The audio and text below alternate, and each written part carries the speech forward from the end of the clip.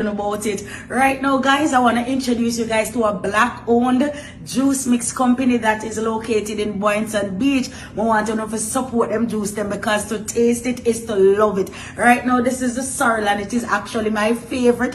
If you want to try it out, you can stop by their local store in Boynton Beach, or you can always jump at their website at www.islandsbestjuices.com. First thing first, follow them on Instagram at islandbestjuice.com, just in case I missed out anything in these ads and you never get to see it. When you follow them page, you should be able to get all information there. But it is a great product to try. Say you're running a restaurant, your customers will thank you for these juices. A whole bunch of nutritious and delicious flavors. Right now, like I said, I'm trying the sorrel. They also have like a fruit medley.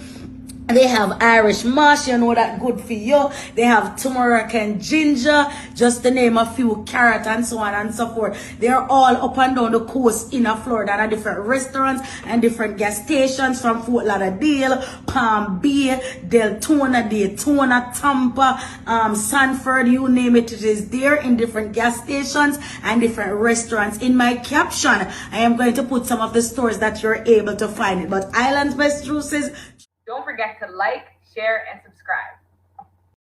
Don't forget to like, share, and subscribe. Please do not make me interrupt the interview to begging like.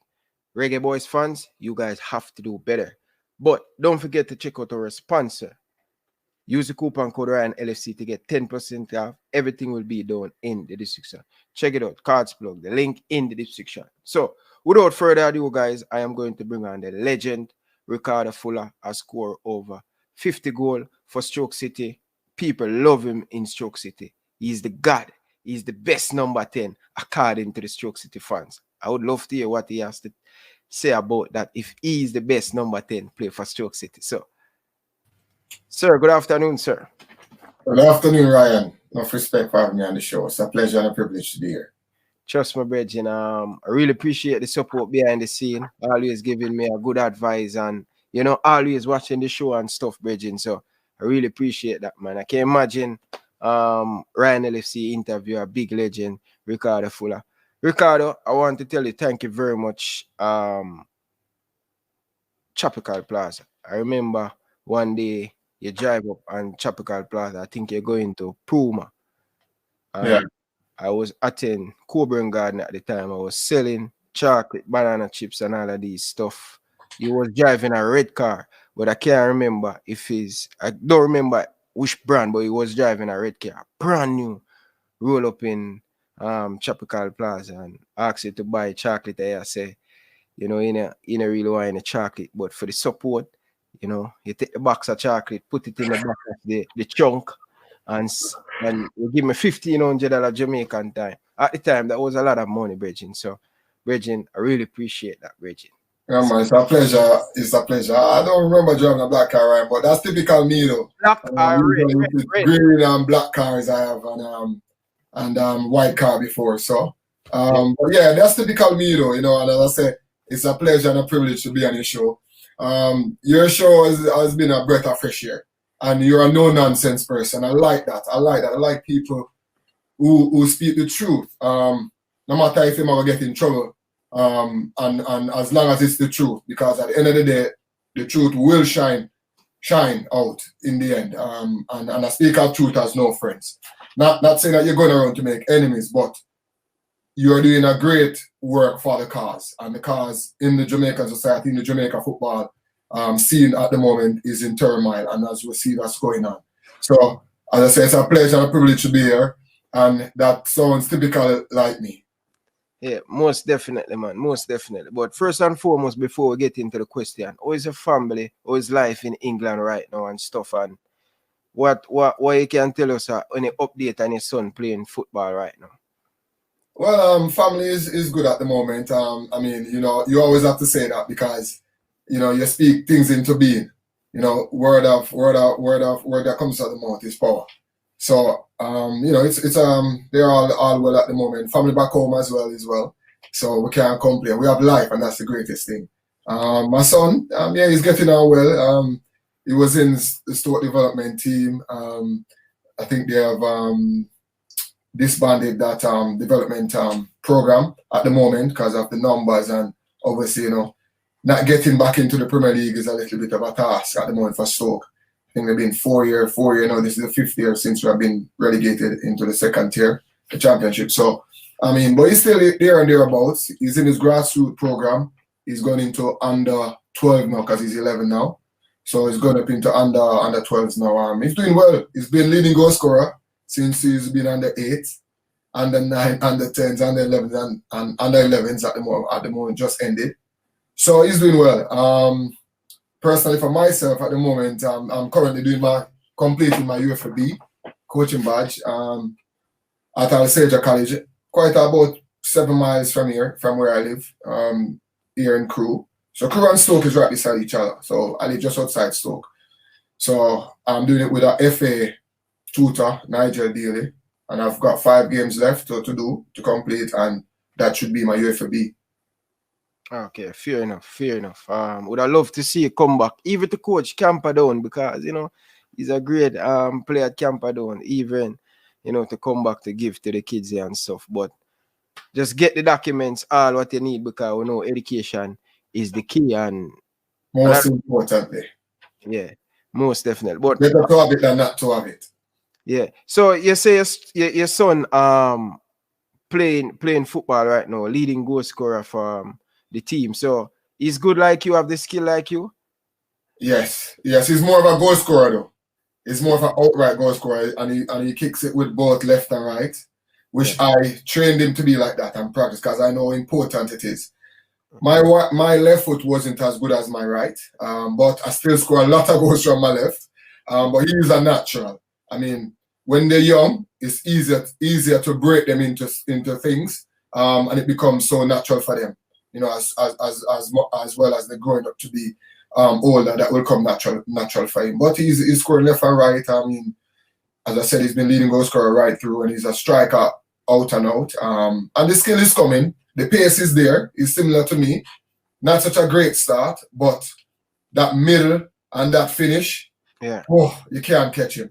So he's just won Sports Day, the champion race. The 100 meter, the 70 meter, because they're 11, so they don't do 100 meter, they do 70 meters here. So he just won the race in his school, his prep school. So he's done fantastic. He's been doing fantastic.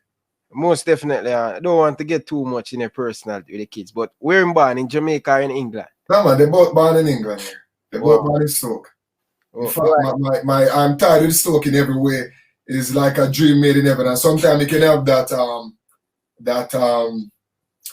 what you want to say, that soul when you and somebody is compatible that much. My daughter is 4, she was born on the day that Stoke got promoted.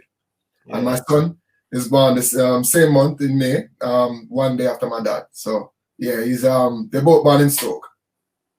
Most definitely. That means if them come be good like you, we not have them play for the Reggae Boyz. England. Well, you never know, as long as things change, because I'm sure a lot of Jamaicans like myself would love to have their legacy come through and play for their our country. But if things not right, what you have to do? You see the Raheem Sterling, you see the Daniel Sturridge, you see other nations as well. Other African guys. Tammy Abraham could have represented Nigeria, I think, and they've opted to play for England because at the end of the day, as a parent, you want what's best for your kids. And if things are not right with the national program in Jamaica, and you see all the foolishness has been going on, as I've been following, and during my time, I know that for sure, with experience and the exposure that I have with the program. So yeah, I mean, the good thing is he's got both. Okay, most definitely. But my first question to you, tell us a little bit, growing up in Jamaica, early life, place of birth. Tell us a little bit about yourself, early life. Well, born and bred, Tivoli Gardens. I was actually born inside Tivoli at the Kiwanis clinic. It's a clinic that Mr. Siaga built himself. He's good like that with the community and try to, in football as well and obviously in politics. But yeah, I was born and bred in Tivoli Garden. Went to Denham Town Primary. Played a lot of football there. Leading goal scorer for 3 years. 10, and well, at 10, 11, and 12, because I left Town Primary when I was, I think, 12 years old. Yeah, so used to play football on the streets in Tivoli Gardens barefooted. My first boots was actually a girl named Anne-Marie. I borrowed her softball. She used to play like, I think like similar to baseball, but the girls play softball and the guys would play baseball. Yeah. So I borrowed her football shoes. It's a boots that they use in softball, but looked like a football boot at the time. So I borrowed it. That was my first boots I played football in. Yeah. Okay, fair enough. Yeah, talk about Eddie. I know I do have interview with Junior Flemings and stuff, and then he must say, yo, Eddie give him a lot of support and thing. Oh, major, oh, big Eddie playing a year career growing up in Tivoli Garden. Massive, man, massive. I mean, Mr. Seaga wasn't only my president or my prime minister, former prime minister, or a friend. Obviously, in his later years, when I came home from holiday, from when the season finished, I used to go up by UA and have a few chats with him. He used to, encourage me to come up there to see him. So, I have a few chats with him. But my granddad as well was his chauffeur, Mr. Nigel Wilson. So my granddad used to be Mr. Edward Seaga's chauffeur when he was in politics at the time. So it's coming from it's a long way through. So, Mr. Seaga has been different class for me. And obviously when I signed for Tivoli Garden after or during my Camperdown years, just after my Camperdown years, I signed for Tivoli Garden, and Mr. Seaga was the president. So, he has been fantastic for me. And both when I went on trial, went to trial in Holland first, rode at JC. Never materialized because Mr. Seaga wanted too much money at the time. I mean, I think he was learning about the football world at the time, but he has so much knowledge that he could jump into anything and make it a success and enhance whatever program that he's indulged himself into. So, yeah, man, it's been fantastic for me over the years. Most definitely, man. Trust me, man. Eddie has done land for Tivoli Garden, Bridging. When it come on to sports, when it come on to education, even the same facility. I know where you're born, right side of Tivoli Garden, that Clingit, right? Yes, man. Right opposite, actually. Right opposite the comprehensive. Yeah. But at the time when you going to Demontown, where do you guys train? At Tivoli Garden? Right now, man. Over the Dust Bowl, we on St. Albans and St. Aloysius used to train. Mr. Christopher Burnett was my coach, who come from Rima, you probably know that as well. Coach, man, one of the full of me, I tell you. He's the best coach. He was way ahead of time, Bridging. It is the best coach. And scout as well. There's no other person, Mr. Christopher Burnett, there's no other person who surpassed him, even today as we speak. Whether you want to call the guy the leader, whatever his name is or whatever. Yeah. His scouting role is, I've been following the program. None of them come near. Yeah. None of them. Which one of them have produced a player in Jermaine Johnson, in Christopher Nicholas, in Ricardo Fuller, in so many other players. Steve Green too? Yeah, Steve, but on a professional level who has gone on to hit the height. Yeah. You can look at Mr. Eichsman, even Mr. Spanner Dennis. Yeah. They were at that time, remember, those guys wasn't only just coaches, they were also mentors, they were also scouts, because they could see and pick a talent. And that's what a scout would do. Yeah. So well ahead of their time, man. Well ahead of their time. But when I was playing under 7, when close to play for Tivoli Garden, the rival and Riemann, my father said, not under my dead body, else you can't get food, you can't get nothing if you go play for Tivoli. And Fritz, I know, why so that Tivoli rivalry, eh? Yeah, bro, I want to play for Tivoli because leaving Exclsuive, you have the Cook family, me and Andrew and all of these youth. And trust me, when I went to Tivoli, I was playing for Exclsuive, and I go at Tivoli, and I say, please don't call me Rima, man. And them I say, Ryan, you were good, man. Rima your name, sorry I call it, don't at Tivoli. And I was so scared. True Lizard Town, playing with Junior Flemings and all of these players. Yeah. Going up a Boys Town to get my release to go play for Tivoli. It was like Price said, no. No.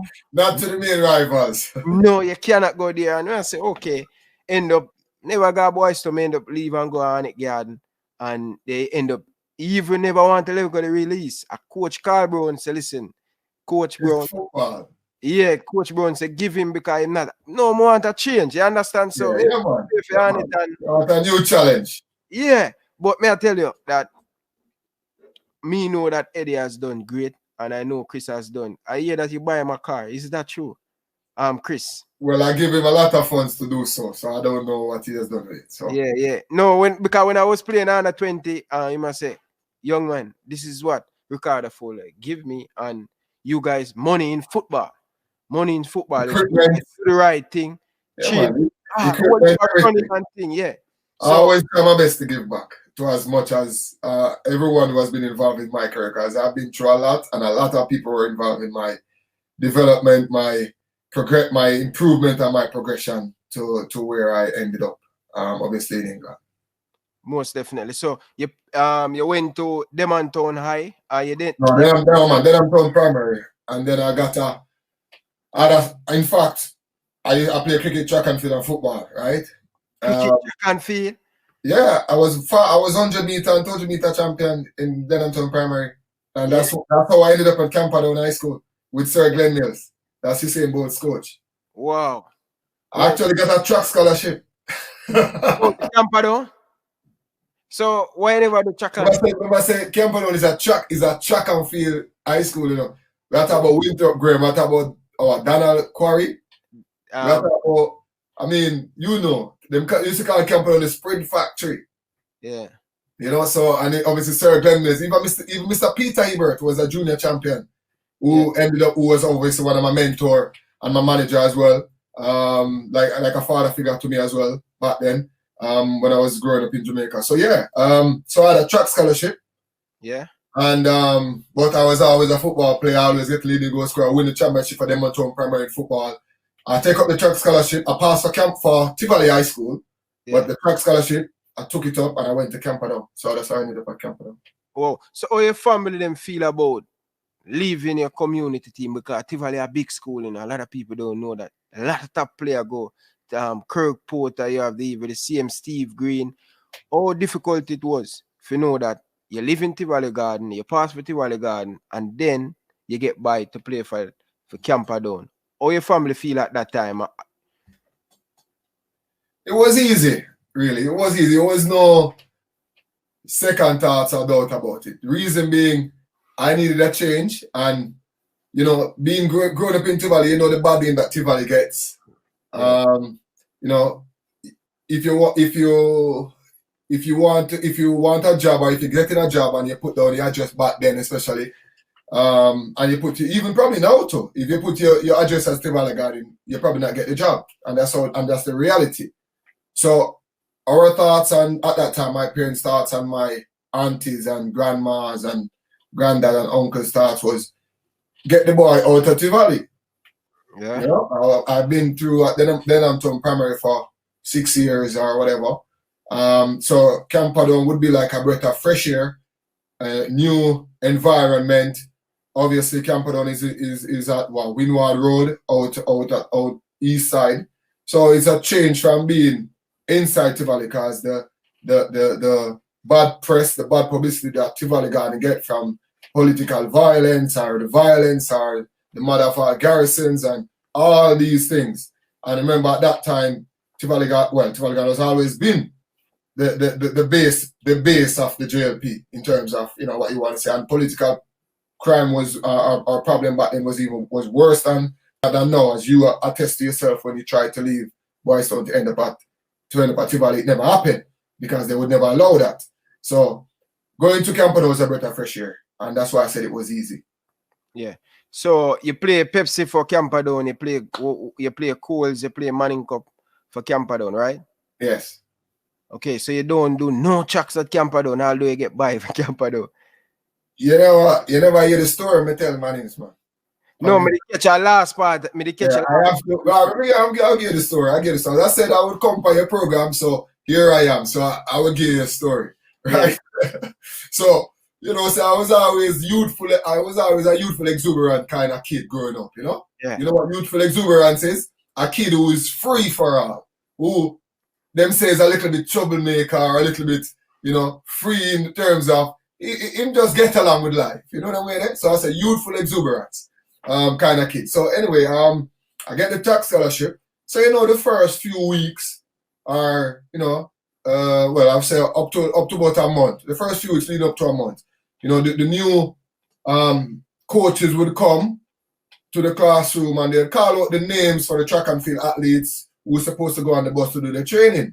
So they would come to my class. Remember, Sir Glenn Mills is the one who saw me at the primary school championships and thought that, you know, I had potential to be a sprinter or, you know, a gold medal sprinter, Olympic sprinter. Who knows what could have happened there? But I showed potential. So he wasn't the one who come to the classroom. He got some people who he puts in charge to come to the classroom. And they'd say like, Ryan, yes, sir. Ricardo, Martin, yes, sir. Damien, yes, sir. So all these guys now would be coming out to go onto the school bus to go to training, track training, right? And he'd be like, Ricardo Fuller. I sit down at the back of my nerves because of football I want to play. Because I always, you know, football has always been my main sport, but I was just as capable with track and field or cricket, you know? I mean, because I played the 3 sports in primary school and very much accomplished in each sport, but more so in football. So I didn't really want it to do track and field, but it was good for me to go to Camperdown, change the scenery, change the environment and everything. And so I did that for about, I don't know, 2, 3, 4 weeks, as I said, leading up to about a month. And about after a month, they just stopped calling my name. And that's how I escaped the track and field team and focus on Pepsi and Coles after that, and then Money Cup after that. So, yeah, man. And to give you a joke, when Sir Glenn Mills, because Sir Glenn Mills was the condition coach, was the fitness coach for most of the sports, the basketball, the track and field, and the football team, or the cricket team, when they're doing like pre-season training, you know, a lot of running and endurance and sprints and weights program. Mr. Mills set all the programs because Camperdown was his alma mater as well. Yeah, Sir Glenn Mills used to go to Camperdown. So when him sent me for Pepsi, like midway through the season, and him, you know, and him come to the games and watch his sprints and injuries and take care of all these things because he was into sports science as well. He's another person well ahead of his time, Mr. Glenn Mills. Him said, "What hold on there? Ricardo Fuller, I know that name, you know. Weren't you supposed to be 100 and 200 meter runner?" Everybody bust out a laugh. Everybody bust out a laugh. So that's how I escaped the track and field team and concentrate on my football, you know? Okay, fair enough. And I remember playing against Camperdown at Manning Cup, and I remember playing against Camperdown. Past students come in, you see, you give them a few talk at halftime down by Bellevue, right? Bellevue. Yeah, man. But we play on Vauxhall and then we start playing on Bellevue. Yeah, bro. And leading up to the game, right? Yes, them have a whole heap of new boots. Ricardo give them a whole heap of new boots, and I say, wow. They look like them a hype up. Big Premier League baller come down, and Aliman say, listen, Fuller going to be here. Them going to try to impress Fuller. They were going to up in the face, and I say, Jesus Christ. I tell you, say the crowd and what be this virgin. But one thing I love about you, Fuller, doing this, Richard, you doing the research on you, bro. You give back a lot, bro, and I really every year for a long time I've been supporting my cup teams. Flip-flops, slippers, trainers, boots, all sorts, man. Sixes as well, not only just rubbers, but you know, pegs as well, as we call it pegs. In here we call it sixes in England. So studs, you know. So I give them molds and studs. Molds is the rubbers and studs is the metals. Yeah. So you grew up in Tivoli Garden, went to Demonton Primary, went to Camperdown. What is like financial wise growing up though in Tivoli Garden with your parents or your grandparents or whoever? What is like financial going to school though? Tough, man. Tough in here, me tell you, brother. Me tell you, my first boots was a girl boots with Barry, brother. Barefoot, me used to play on the asphalt. Street football, we stuff with box the ball, and beat them up and make them soft and use 2 stone as the goal. You know them thing, the man you from Rima say, you know the thing set, brother. Yeah. Yeah, man, so, yeah, well, my first ball, my uncle bought me my first ball from, I don't remember if it was my 10th or 11th birthday. And I play football in the pathway upon the road from me about, 4 or 6 years old as far as I can remember, growing up in Tivoli. I mean, yeah, my family wasn't the poorest, and, you know, it was a middle-class family, but, you know, as I said, my granddad used to drive for Mr. Edutiaga, so, you know, my family was always working, my aunties, my cousins, and my uncles and stuff like that. They held on good jobs and, you know, they tried their best, you know, decent in terms of education-wise, academic-wise as well. My mom used to work at Wyndham Hotel, so my mother was a housekeeper before she became a supervisor, and then she became a manager. My dad was more like me. Was a free-for-all kind of person, you know, work here and there, Ray and nephew, and, you know, doing painting job and stuff like that. And, you know, my father used to play for Tivoli as well. And I think he had one appearance, played for Jamaica in 1979, the year that I was born. My father was a defender though. He wasn't a striker, was a defender. So yeah, as I said, it was a middle-class family, but, you know, we were always strong beliefs in Christianity. You know, I used to go to church every Sunday when I was growing up, while my friends used to play football on the street, and I used to cry. And I start hide my church shirt and my church pants over by my other grandmother, because I have two. My one got the same pathway, 4 houses in the same pathway. My mother's side of our family lived there, and my dad's side of family lived there in the same pathway. So I used to live with my mother's side of family, that says the Wilsons. So I used to hide my church clothes over the Fullers, because I'm hoping that no one would tell each other. So I wouldn't be able to go to church. So I could play football on the Sunday morning. So I used to always have to be at church. So, you know, we had strong beliefs in Christianity and grew up in that faith. But, you know, as I said, we wasn't the richest or the poorest. You know, my family was always a trying family, but at the same time, I was lacking in a lot of stuff, a lot of equipment for football. Never had ball, never had boots, never had this, never that.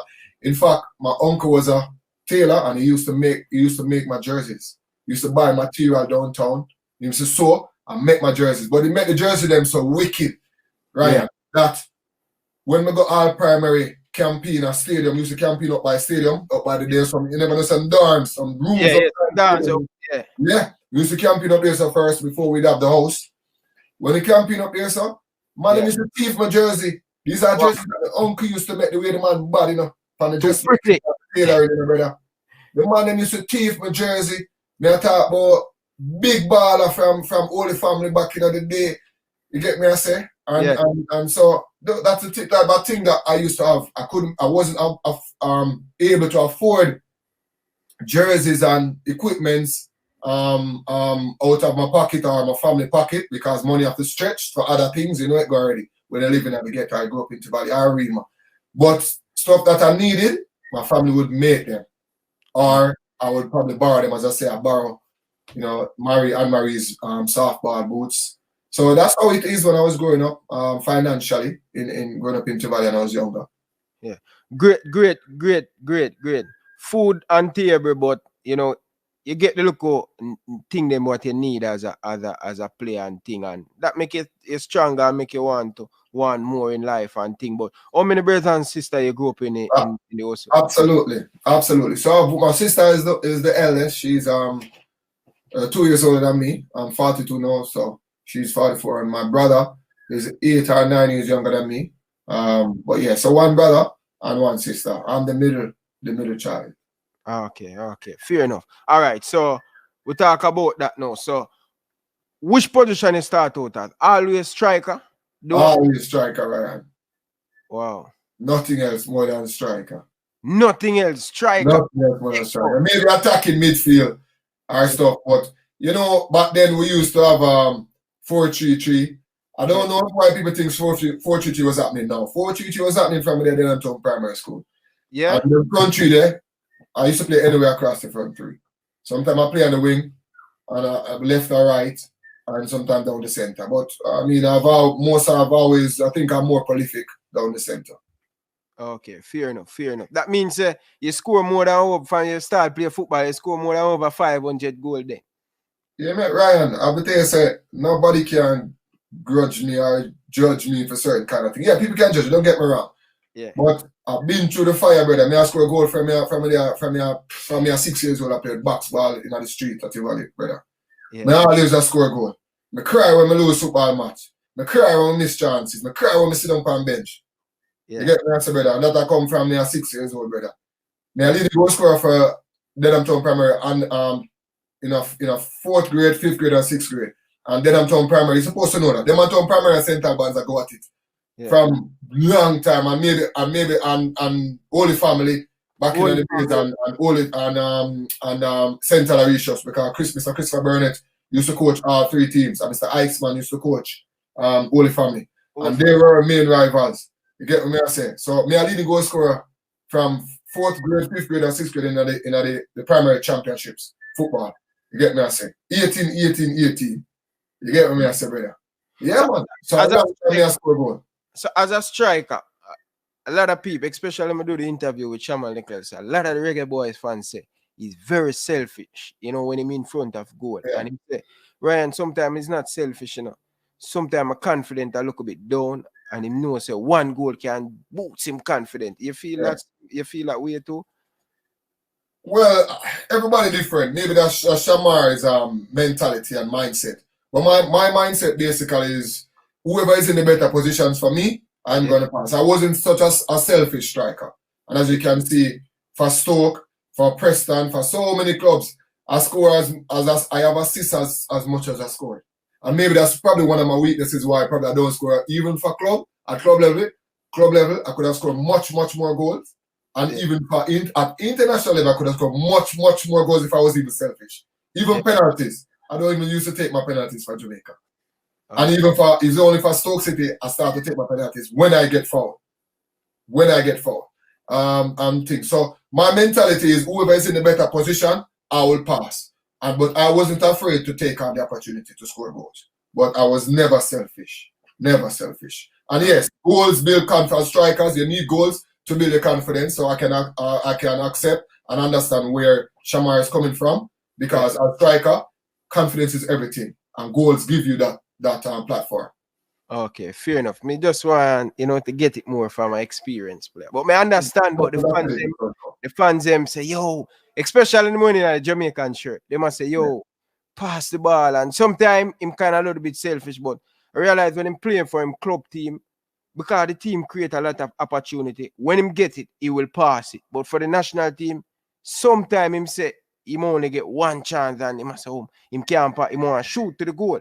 You understand? Because the national team don't really create a lot of opportunity, like him club team. He will pass for him club team, but when he play for a national team, sometimes he get 1 or 2 chances. You understand?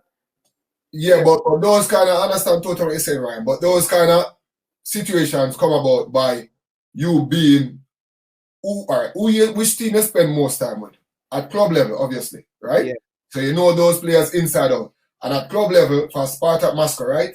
Yeah. So at club level, and he has been there several months now. Several months. Several months now. So therefore, he will constantly training with these guys and playing with these guys. So they understand, they know his movement, they know which foot to pass to him at, where in the air to pass to him at, where they're going to pass him at, his runs he's going to make, because they train together so often. So if they have got that understanding and that cohesiveness, so they know how to pass to him. While for Jamaica now, it's a little bit different. Remember, at club level, he's probably the main man for Spartak Moscow. Yeah? When he's playing for Jamaica now, he's probably not the main man, because you probably have Jamal Lowe, you have Junior Flemings, you have maybe Leon being a wide man as well, and they have probably Robert Morrison being the number 9 or the man that roam and go anywhere, the free role. You understand? So he's not necessarily the main man. So therefore, as much opportunities as he can get or that he can take, trust me, he'll have to take them. Because I've been in the same position as Shamar. Remember, obviously played for Jamaica. So yes, it goes exactly how I say it. The time that he spent with his club and the time that he spent with Jamaica, and both which team that he is more of a leading role, a leading man as a striker. And those things you have to take in consideration. Okay, fair enough. So Reggae Boyz fans, they hear it.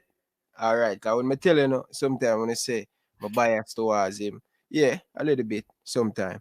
When him forget beaten, he might get beaten. But looking at the stats, playing in Jamaica as a 19, 18-year-old, he has won almost every single thing play for Tivoli Garden.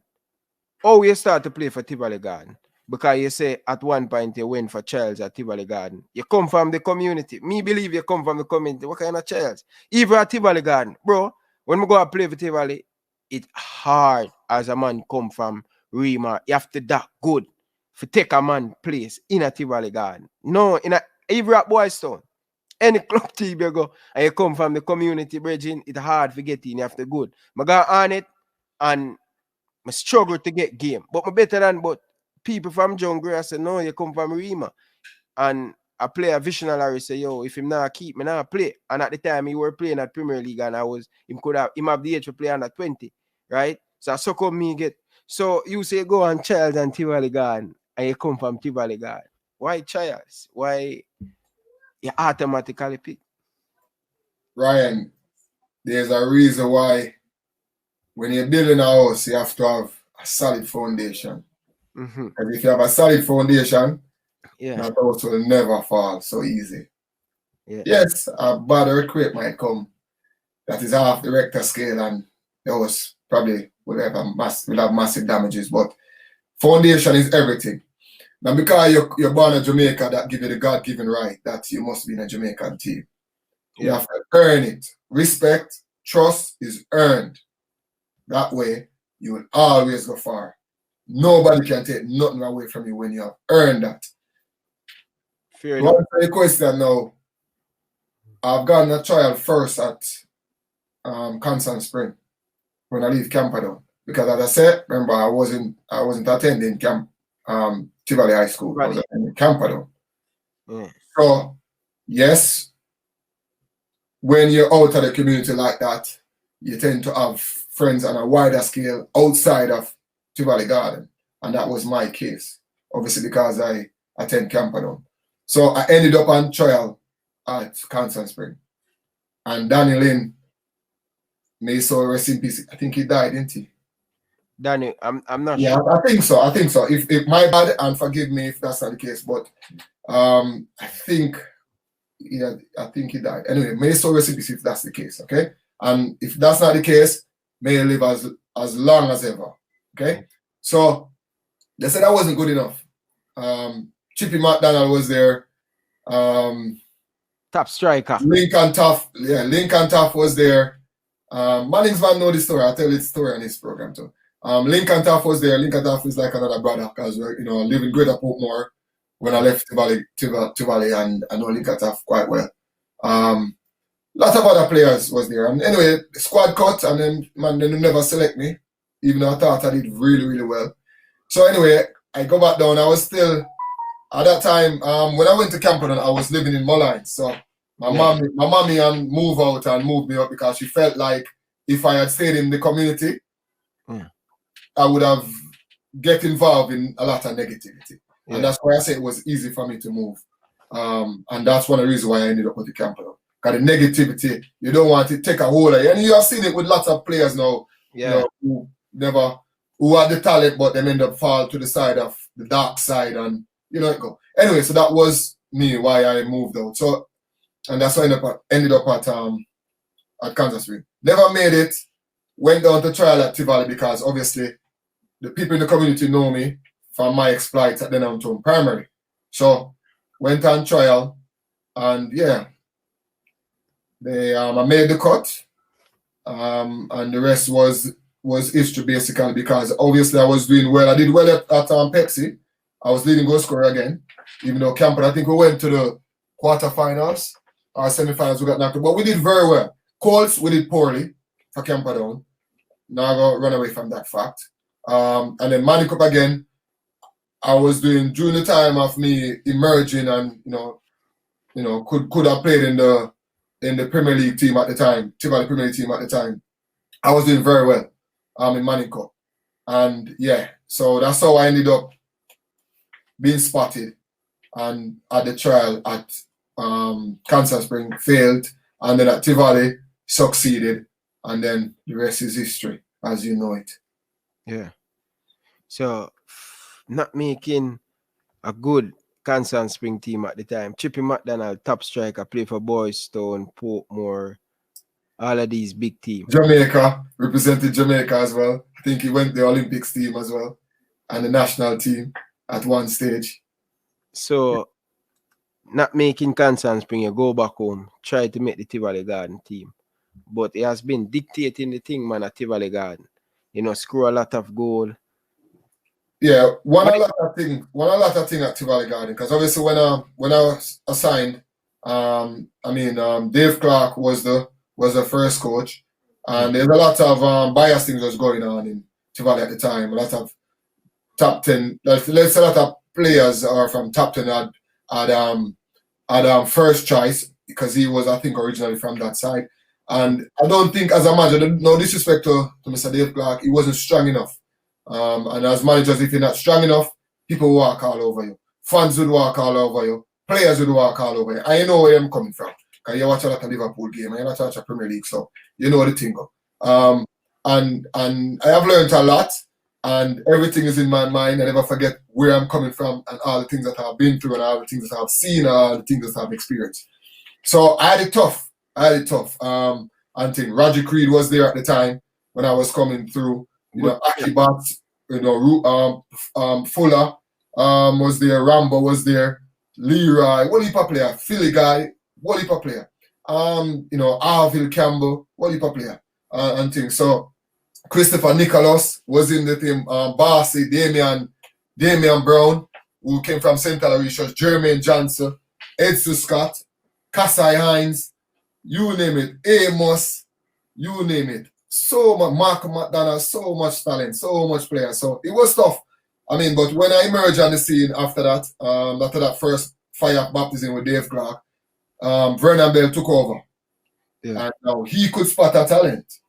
And some managers could see a wall, but they see in front of the wall and they see the wall. While another manager could see the wall in front of the wall and they could see behind the wall, even though there's a wall there. You understand what I'm saying? And that's what makes managers different. That's what makes Klopp different. That's what makes Tuchel different. That's what makes Guardiola different. That's what makes Mourinho different. That's what made Ancelotti different. Because they could spot talent and they could spot, and they had the vision to know what that player would be like or how far that player would end up. And that's what Vernon basically did. So we had that young team. I think we were the youngest team. Otherwise, I think Cavalier must have done something like that. We were the youngest team to win every single trophy. We won the Premier League. We won the Jackie Bell knockout. We won the, what's the other one? The Cassava knockout. We won all three. The only thing we never won that year was the goalkeeper of the season with Edson Scott. And he got robbed by Rami. I think Rami was keeping for Arnett God at the time. He got robbed because he should have won that. We won even this most disciplined team, Tivoli Gardens won. You know, we had Jermaine Johnson, we had Christopher Nicholas, myself, we had Damian Brown, that's Barcy. We had Edson Scott, we had Mark Montana, we had Steve Green, another legend. I mean, locally as we speak, you know, unfortunately never get the break, you know, to go abroad because he would have done fantastic, I think. You know, we had so many, we had Arville Campbell, we had such a young group, Kasai Hines, Amos, we had such a young group at that time. Jermaine Johnson. And we won everything. I was leading goal scorer again. And I believe if you're going to wear a jersey for your club or for your national team, you have to earn that, Ryan. Yeah. You have to take that jersey off Roger Creed back. Roger Creed not supposed to give you that jersey and say, go on, go take over from me. No. You have to perform so well that the coach have to say, Roger Creed, lift up your time now to take that jersey off because a baller here come true. You're not supposed to give him on a jersey because him have a name or him do well in a schoolboy football. No, when him at that level, when him go up on trial, when him in that team there, him have to play for a certain years, him have to show the signs that him can take over, him can hold him on, him can progress, him can develop, him can improve. You get me I say? And that's what I showed. So I earned the right. I take that jersey off of Roger Creed back, even though in the end he was still playing with me. But it was nothing for me to go through, you know. And we end up winning. Roger Creed was on that team as well, but he was an older guy going out because, you know, everybody have them time, including myself. And we won every single thing. And I was 17. Just 17 going on 18. I think just before 18. Yeah. So at that young age, I was winning all those things. So for players now, even in the national program, they have to earn that, brother.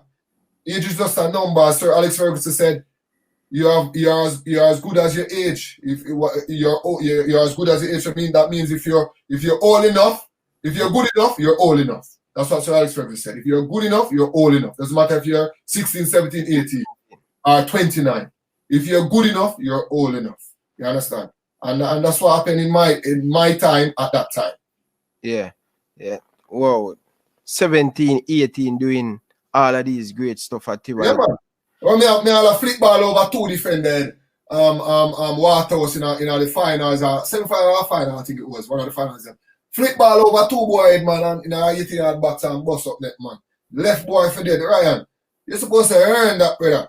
Yeah. Remember me a 17, 18 year old and me I get kicked out some big man, and then I look and Eldy Meyer and Gunman and what the other one named Dirty Man from Waterhouse. Then them man they kick you. And way in the area gone, brother. So you have to earn them things, brother. When you get kicked, you have to get up back and go run, man. Man, I get kicked, man, I talk about man at 16 or 17. So in the old enough and you might get cramp. Man, get up and go run.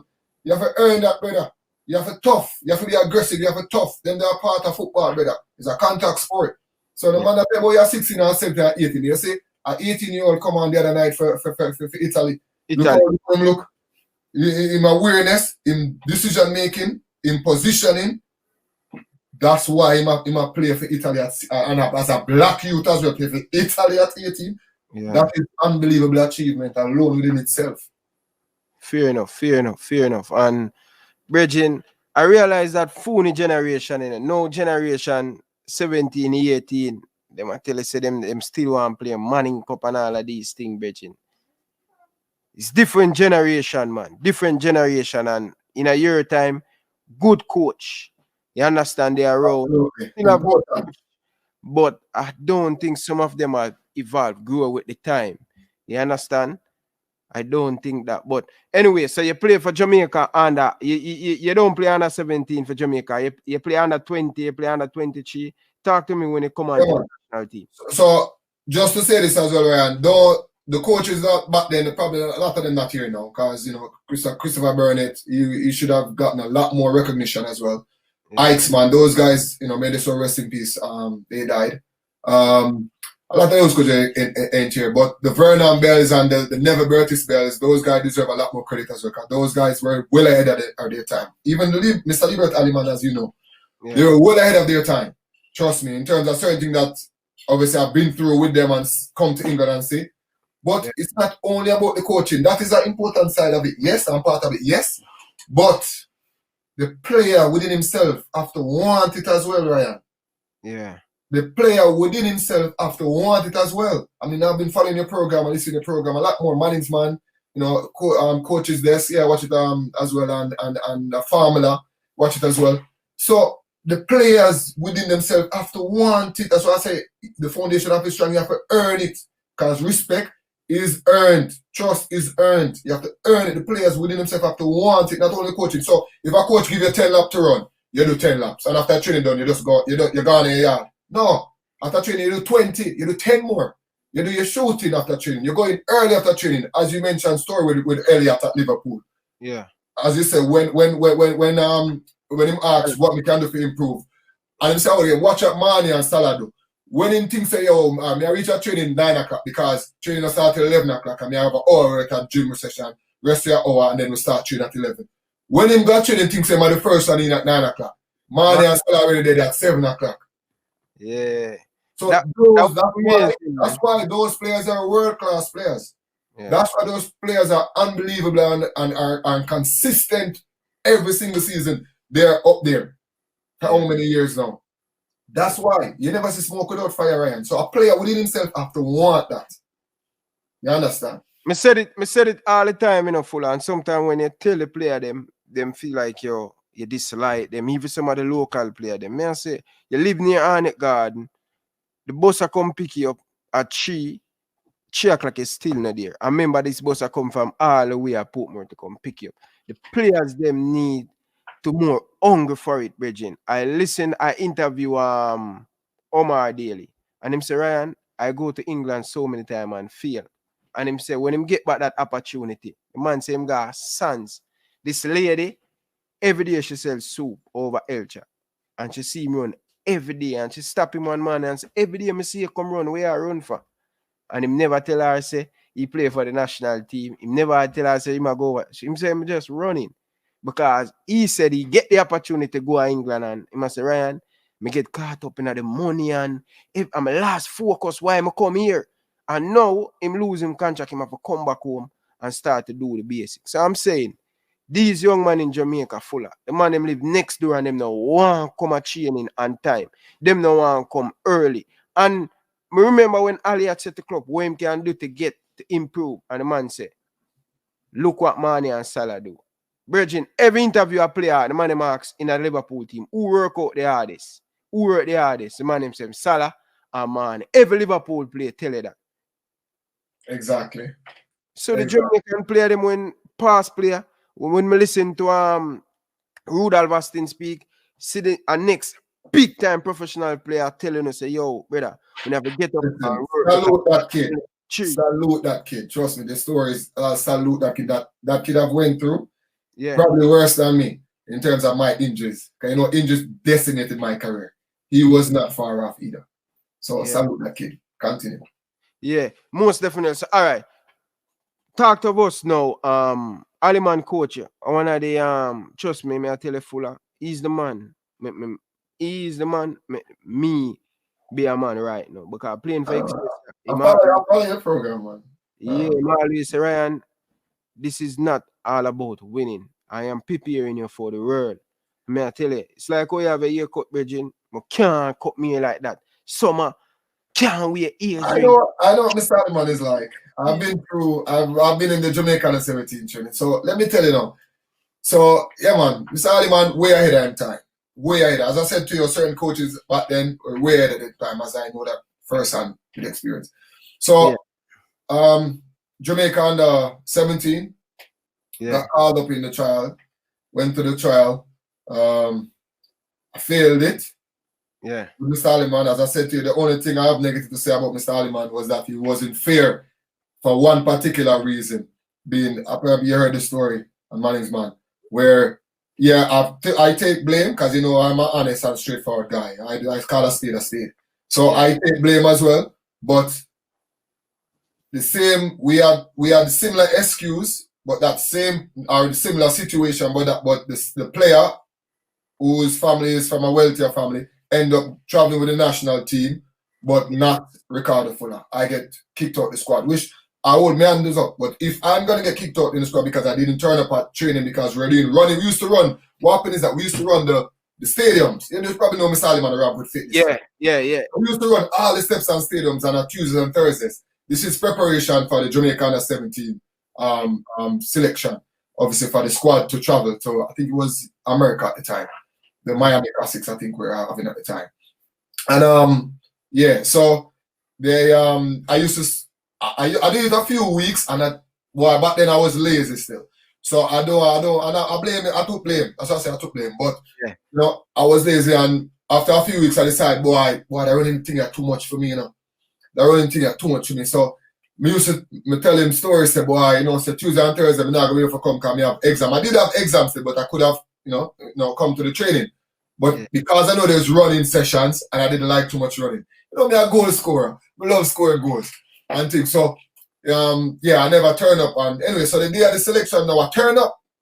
I was training in between, but just the running days, the Tuesdays and Thursdays, I never come. Right? Yeah. I was still going the other days of training.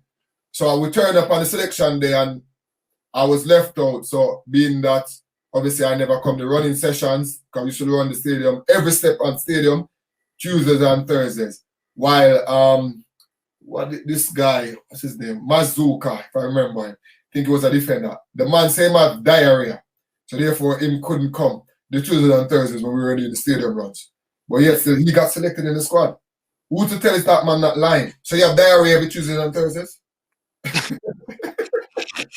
You get me, I say?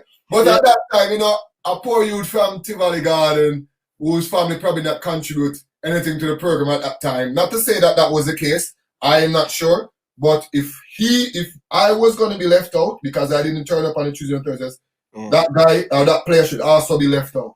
You understand my point? So that was the only quarrel I have with Mr. Alima. When I did talk to him about it after I signed in England. I went back down to watch games. I think he was coaching KC or Exclsuive at the time. I'm not sure. I think it was KC he was coaching at that time. No, KT. It's probably called him KT, but I think I saw him at a game at KC. Yeah. I think I saw him at a game at KC, I remember. I don't know who he was coaching at that time, but I saw him at a game at KC and I was talking to him about it. But he only man's up. And me and him cool, proper cool, but as I said at that time, that was the only thing. So, yeah, man, I got kicked. I never selected for the under 17. And then, story enough for the under 20, I almost never got selected. In fact, I didn't even get invited. You know how I got invited after all my exploits in the Manning Cup? Mm-hmm. After being, scoring 4-5 goals against Campion, beat Campion 9-0. I think I scored 4 goals in that game. I mean, it was the opposition was poor anyway, and things. So, yeah, but you still have to, when you play in a position like that, you still have to win. You still have to do the right things. Yeah. So I scored 4 goals and I was dominating the Manning Cup at that time. And I still wasn't getting a look in for the Jamaica under 20. And my principal, Miss Cynthia Cook, was saying, no, that cannot be. And she was big in ISA, right? One was on the ISA board. And then she called him up and said, but hold on there. How Mr. Ricardo full of not in the national program in these trials games? And Bertis Bell was the coach at the time. So, Mr. Bertis Bell never know nothing at the time why the selection happened. And then I was playing for Tivoli Gardens and I was scoring goals. So everybody was baffled that I wasn't in the selection. And then, Miss Cynthia got involved and they said they're giving me a trial. You see, when I turn up on National Water Commission field, and I see the Claude Davises and the Damian Stewart, the Stu Pease and the Elmits and the Christopher Nicholas and the Jermaine Johnson and the Lamar and the Ewan Blair and that was some big baller, man. Yeah. Youth from all over the island, man. Brother, you see when me pick up the leather, anything from the near post and me crack that, none of them keeper they can't touch that, And that was it, brother. Me got selected from wasn't even been invited. And because of my principal persistence and vouching for me and outfit got to the media, that's how I got a call up on the trial day. And the rest was history, brother. Cheer up, under 20, brother. I scored 14 goals in 14 games for Jamaica under 20. We missed out on the World Cup. I think we came third. We lost to Mexico. Honduras, I think, and we beat Guatemala 2-1. I scored 1 in that game. I think I scored 2 in that tournament. And I have multiple assists as well.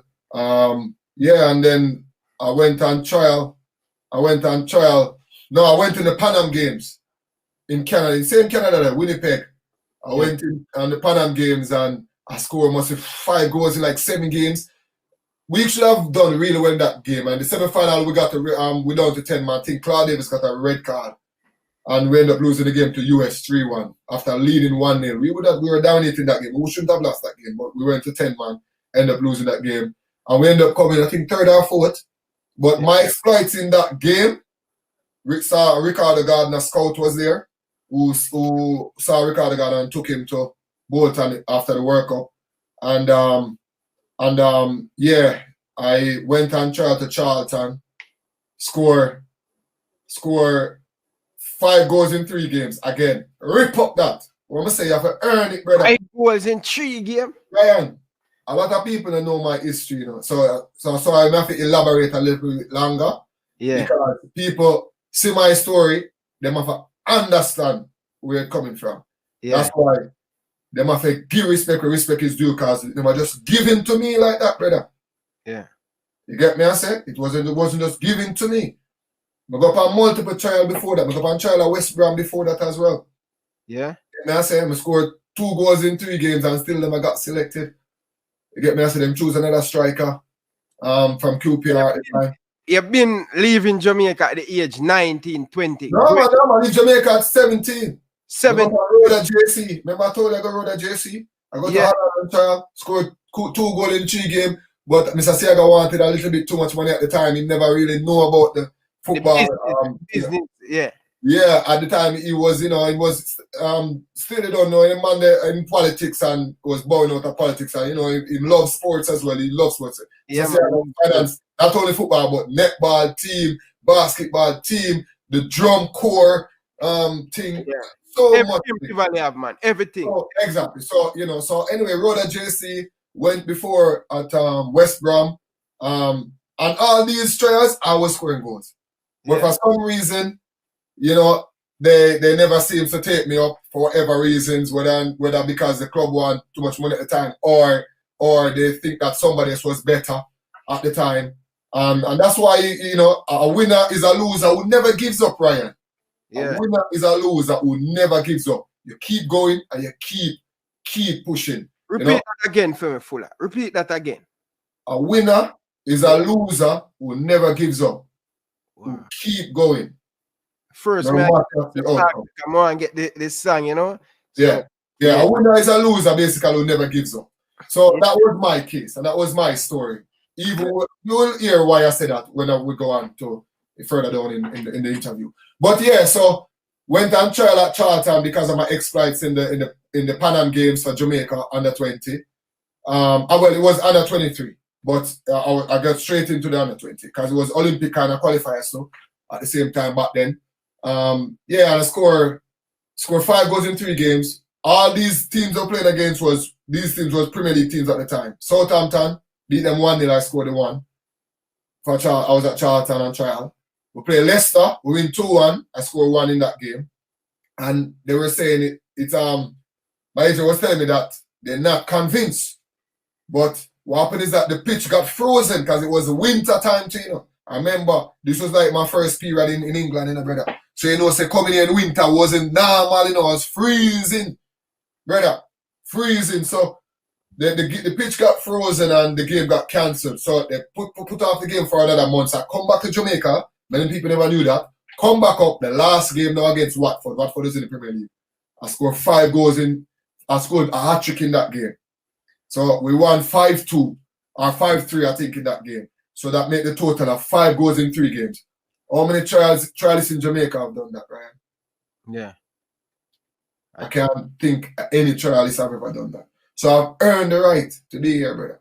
And so people have to give us what people don't understand how difficult it is. Them think it was just, like an iceberg. They want to see the tip, but they may realize how much groundwork the iceberg have underneath, how big it is underneath the water where you can't see. That's the amount of work that I have to put in, the disappointments that I have to overcome, both for injuries or for whatever reasons. For me for me to reach personally where I reach, Ryan. Yeah. Trust me, nothing short of brilliance. Them not understand, brother. Yeah. You get me? So that was how I ended up at Charlton. Wow. So what happened you didn't sign for Charlton because you scored 3 and Charlton in London, right? Right? Charlton in London. Yeah, in London at that time they just got promoted to the Premier League as well. They were in the Division 1 and they won the Division 1 and they ended to the Premier League. Yeah. That time the championship was known as Division 1. Division 1, yeah, because I was reading because at the time I didn't know, I think the championship was below. Yeah, they restructured the leagues and then the Division 1 became the championship. The championship. League 1, League 2 conference. Okay, fair enough. So in the article, doing the research again, brother, I see that they went to Charlton, they went to a team in Denmark. Crystal Palace. But Crystal Palace is the first team I played for in England in 2001. Yeah, man. I was on loan from Tivoli. On loan. So what happened in that? After when I signed, you have to do a medical for Charlton, right? So 5 goals in 3 games, signed for £1.35 million at the time. You probably saw that in the article at the time too. So but when you sign, you have to do a medical. Because you're not spending the money there. And it's like a racehorse. You can't buy a racehorse and properly check the horse if the horse is lame, if the horse have some kind of injury because you have to spend a whole heap of money. 1.35 million at the time. A whole heap of money that's in a brother. We are talking about this was 1999. Sorry. This was 1999 in a brother. So 1.25 million pound was 35 million was a lot of money back then. So sign and you have to do a medical. When to do the medical, where they scan your body, you do X-ray and your MRI scan, they put you through the scan the entire body, all your joints, they check your reflexes. The medical was 4 hours long.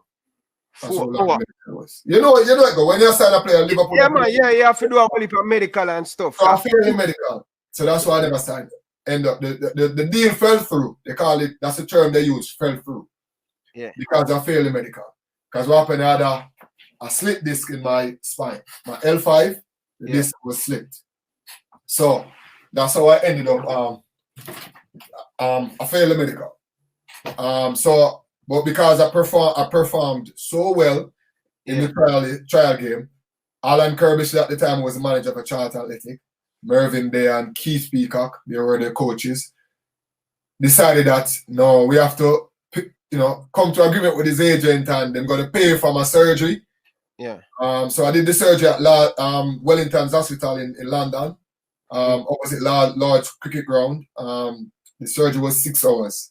So I have a titanium cage in my back up to today, this day. So they have to, what happens is that your spine's supposed to be like this. Let me show you. Supposed to be like this, all the way up into your neck. Yeah. So the L5, which is the fifth one, lower down my back, was pushed forward like that. So it could happen. I don't know, accident. I had a little accident just before I came up for the last game, where my car went off the road and fall in a ditch. So I had a whiplash. So maybe it happened then. I didn't know. I don't know. But that's what the scan showed. The MRI scan showed. So because of that is a problem. Because what happens is that if you're playing and a player say 200 pounds or I don't know, just a 200 pounds or 250 pounds fall on your back. Just remember there's nerves that run through your spine. If that nerve got cut or slipped by the disc because the disc was too forward, I could be paralyzed from the waist down. Yeah. So because of insurance and all those things, these clubs not going to take that chance. So what happened is that I have to fix that problem before I could get back the deal. You follow? Yeah. So what they did was pull back the L5 in line. Because remember, the spine goes like this all the way up. In line. One straight line go. So they have to pull back, and so they do is a titanium cage, put in my back. Still have it in my back now, and they fix the problem. So that took me 13 months to come back. So yeah, a long time. At what age is still 1920? Yeah, 1920. It was 1920, and it was like my first time out of Jamaica on trial like that. So I was living in the hotel. So I was crying every night, brother. As I say, I'm in bench when I don't play. When I miss a chance, I used to cry because I'm so. I love it. You see it in my game. Even today, this day, you see it in my game when things happen on the field where it's just a passion. And the love for the sport and the drive and the passion to win and all those things. So anyway, I was out for 13 months for rehab, obviously trial, fitness games, training, all of that period. I was out for 13 months with the surgery. And when I came back, I don't know what happened. My agent messed up with Charlton Athletic. Maybe wanted too much money or tried to rip the people off. I don't know what he did. But the deal fell through and they decided it wasn't going to sign me after the 13 months. I was out a long period as well because I didn't came back the same player because remember I was still young and that was a massive surgery, six and a half hours. I mean, when you saw me, I was this thin. I was like a piece of stick compared to before I went in. And so I went back to Jamaica, Same 2000, 2001. It went back. Went back to Jamaica. How much game you play for Palace? You can correct me. Is it 8 games? 7 games. Because they froze me out. I was supposed to play. The deal was, what happened is that when I went back to Jamaica, and Palace was one of the teams who wanted to sign me. There was Palace, there was Hearts. You'll hear the rest of the story. There's Palace, there's Hearts, there's Liverpool, your team. There was Tottenham, there was West Ham. Remember, Ryan, I play on trial that young. Ripping up a trial game. You have to play against Matt Letizier coming back from injury fitness. Cause back then you had the under 23 wasn't the same as the reserve. You had the under 23 different from the reserve team. But now both teams are the same, right? Yeah. So you have the reserve team. So the injured first team players, they used to train with the reserve team when they might come back to fitness. So I play against Matt Letizier, I play against Noel Bart Williams for Watford. That about some players who have done well in the Premier League for their respective clubs. So I ripped the trial up. So all those teams wanted to sign me. But Charlton had the first right refusal because I came on trial with them. You follow? Yeah, yeah. So when that deal fell through now, Palace was one of the teams who wanted to sign me. So they had injuries in their squad. So that's how it became a loan from Tivoli Gardens, yeah, Crystal Palace. to Palace. With a view, after 9 games, if I played 9 games, they would have to sign me. It wasn't 1.35 anymore because I done so well in the game and so many teams wanted to sign me. The figure went up to 3.5 million now. Wow. So a lot of money. So that's how I ended up at Crystal Palace on loan from Tivoli Gardens.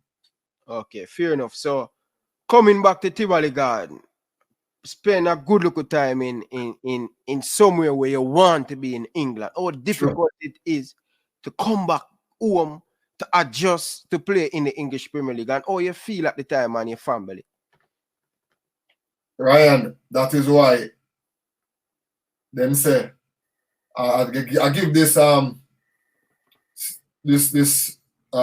situation to management and this story to management. Not a story, but words of wisdom basically, and the truth. That's what it is. Talent is just a basic requirement. Yeah? Yeah? Yeah. Listen what I say. Talent is just a basic requirement. It's the mental toughness that decide the real winners. You understand? It is hard work. It is first of its discipline. It is hard work. It is passion.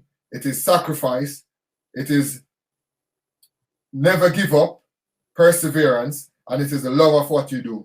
You have to have the skill, yeah, the talent, and the will. But the will have to be stronger than the skill. You know why that is said, Ryan? Is in that situation.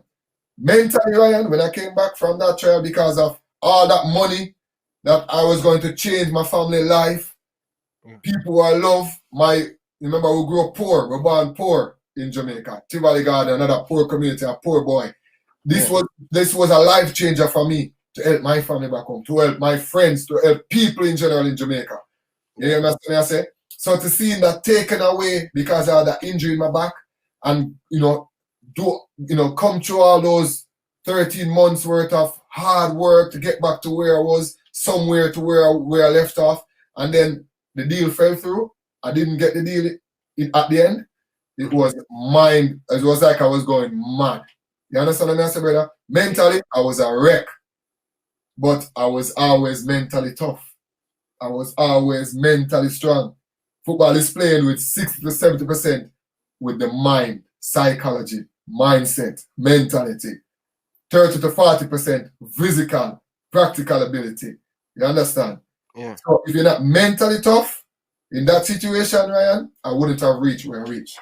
So I was a wreck. You understand? You follow? Yeah. Yeah. Oh my God, Bridging. Can you imagine, Bridging? Oh man, I cried. I mean, even when I was going through the rehab, I lived at my agent place for a month before Charlton put me up in an apartment in London, Southeast London, in Blackheath. I was in a place called Blackheath, Southeast London, in an apartment, club apartment. So it was closer to Charlton, so I could go in every morning for rehab because I was doing my rehab with them. And so because they paid for everything, surgery and everything, because they wanted to sign me. And still keep the first right refusal. And things. So I was crying because I couldn't walk. I was basically, you carry over when you mess with your spine, brother, back then, So I was so lucky, or so blessed, I should say. I was so blessed. Because if I wasn't blessed, my career was over a long time before it even started. And as we go on in my career, you'll hear the other stories. Like, if I wasn't mentally tough, I wouldn't have reached where I reached. I'm sure a lot of Jamaicans know that as well. A lot of football people in Jamaica know that as well. Bro, yeah. I'm telling you, you're telling me this right now, Bridging. Can feel it, Bridging. Can feel it, Bridging. Right? Big up to all of the people them who has been calling in. I really appreciate you. I will give you a chance at the back end of the show. Right? So big up to all of the Fuller fans. I'm getting a lot of message right now. People them in the comment section, I'm not ignoring you know, guys. I really appreciate it. But hit the like button, and if you're new, make sure you hit that subscribe button. Right? Very, very important. Let's jump right into it. You come back to Jamaica, playing for Tivoli Gardens. 2001, 2002, that same year. All this come about art in Scotland. All this loan deal come about. Well, it's Palace first. So I trained with Sammy. Remember Sammy? He used to be conditioning coach. I think he worked with Portmore. Yeah, I'm Brown Sammy, man. Yeah, man. So Sammy trained with Sammy. Yeah, man. Trained with Sammy at GC Foster. Get back to full fitness and went back. When I went back to Crystal Palace, I struggled because I was out for 13 months. Mentally, you know, I was there or thereabouts. I wasn't, 100%.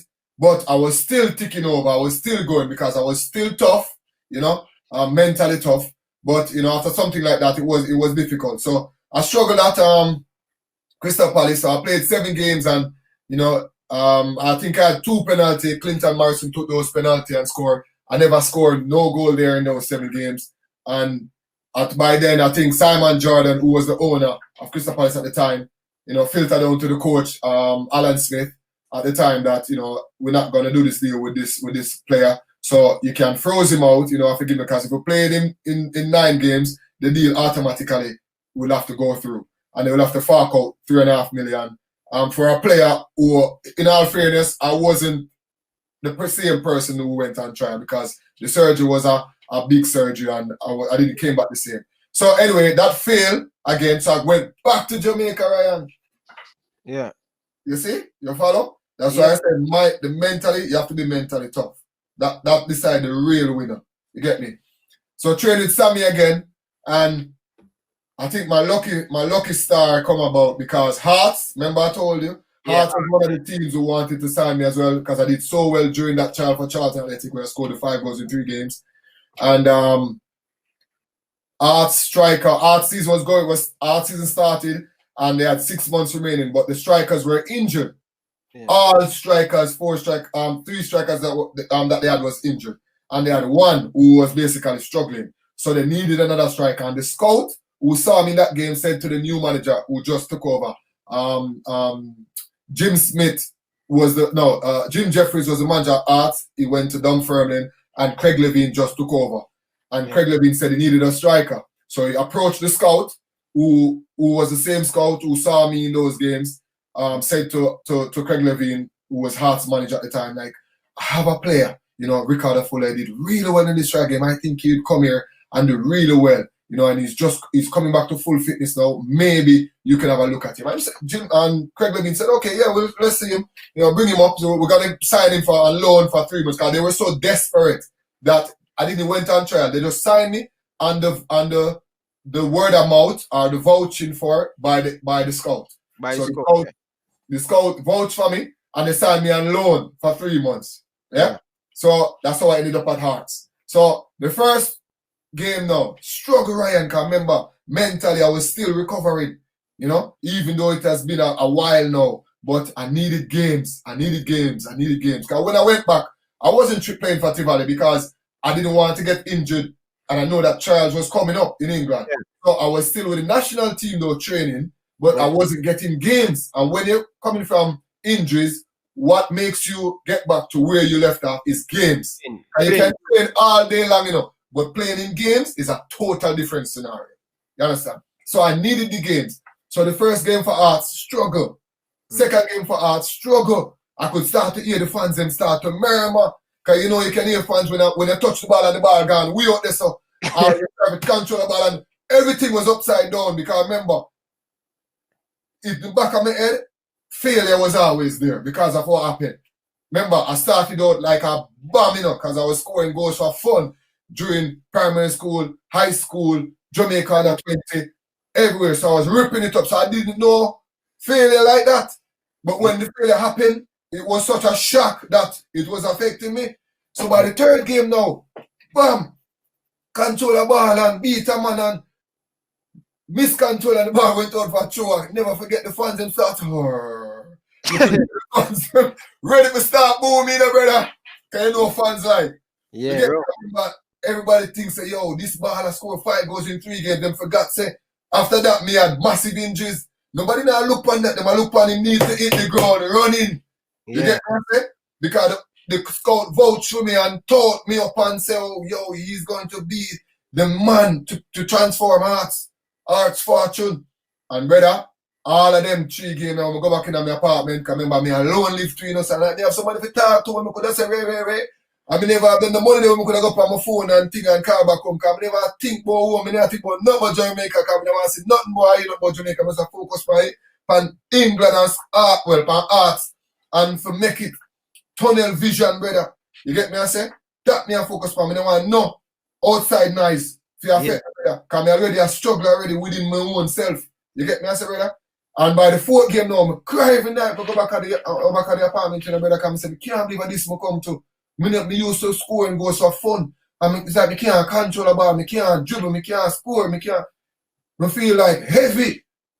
And brother, the way I feel heavy, after the 3rd game, leading up to the 4th game, I'm going to the barber shop and I'm ball off me, brother. Because I say, brother, I have to find myself. Yeah. Ball off me, brother. It's a woman trim me to, brother. Them call it a all-in-one. She never outline me up and say, no, so I just trim off everything without detail my head, brother. So I look like a proper. I never know me look like, brother. I'm a ball off me, but never forget my ball off me. Because I say, I'm going to that game now. Different person.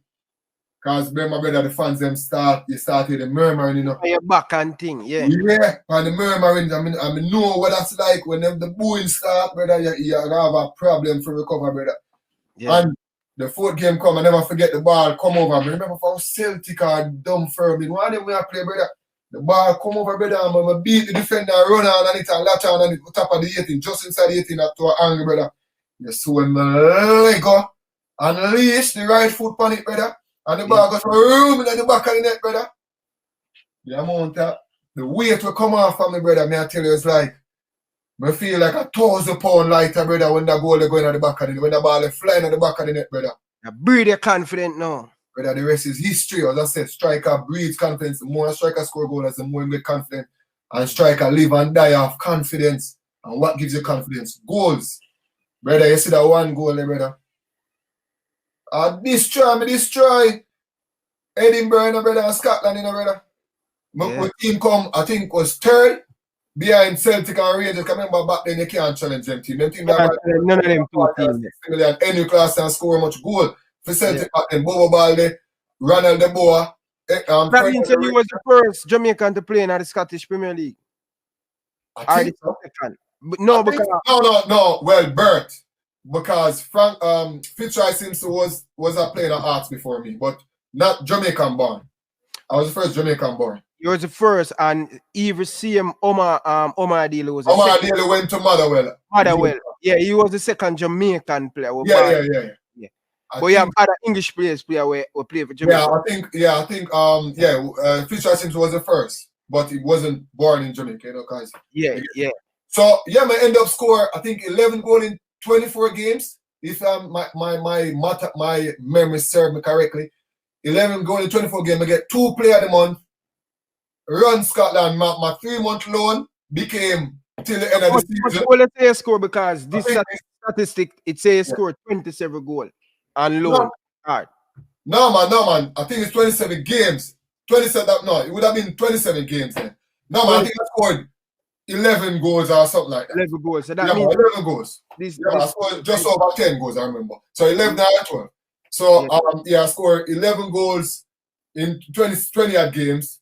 Play of the month twice in 6 months because my 3 months loan went till the end of the season, which is the last 3 months. So I did only 6 months at Arts. At Arts. Yeah, and again, them couldn't afford me because Mr. Siaga still wanting 3.5 million. Because I bought some change. Price never. Everything changed, man, because I find back my feet, brother, because mentally I was tough. Because remember, I said during that time when I struggle, me still work hard, Brother, I run the stadium. Brother, I do one give a story. So during the loan, the first 3 months, my team, we used to play 5-a-side in training. At the end of the training, at some training sessions, usually on Thursday, we lose about 15-5 in a five-a-side game. Yeah? Basically, red bib or blue bib. Play, we lose 15-5, brother. My team was on the losing end. You know what Craig Levy neck would do? The losing team. We have to drive down to the stadium and we have to do 25 laps. No, we have to do 15 laps in 25 minutes. 15 laps. Around the pitch. So the cones were set up around the pitch and we have to run. Brother, you know how much seconds a lap you have to do? That's about 40 seconds or 50 seconds a lap, that, you know. So you have to constantly go like that, you know, 15 times, you know, brother. Non-stop. Brother, when I'm done, me I see stars. I couldn't feel my legs. Me I stand up and me I drop. You ever see a marathon when it after the race? Yeah. Then I drop down and him vomit, brother. I vomit out blood, brother. Those are the training me I forgot through, brother. And the mindset of my heart, brother. Remember, it wasn't easy to get back to where I was. Yeah. Brother, tough thing. Yeah, so, man, and the rest is history. Before we go on to Preston, because it's another story that when they got Preston now. Yeah, man, brother. I mean, my life never easy, brother. What's the difference? Because I always, as a goalkeeper, I like running. Me run with the ball. I think when you're running the ball, you're never tired. But running without the ball, you're tired. Is this the same for you? No, Ryan, you have it the wrong way around. Running with the ball is harder than just running. Because when you're running the ball, you have to touch the ball, so you constantly breathe in and out more. Yeah. Dribbling with the ball is more difficult than running without the ball. Yeah, I prefer. That's why players who dribble with the ball, how fit they have to be. Look who running the ball. Salah, Cristiano Ronaldo, Messi. You know how fit these players are? Mbappe, Neymar. Any player who loves to dribble with the ball, he must be super fit, brother. So running with the ball is harder than running without the ball. Yeah. 100%. Yeah. All right, let's move on to Preston. You tear it up in Arts. You're back. So Arts couldn't afford me at the time. Because Mr. Siaga want him 3.5 million. The man, nah, he's up half in 3.5 million. And so Hearts, Preston came in now with a matching figure. I don't know how much that was.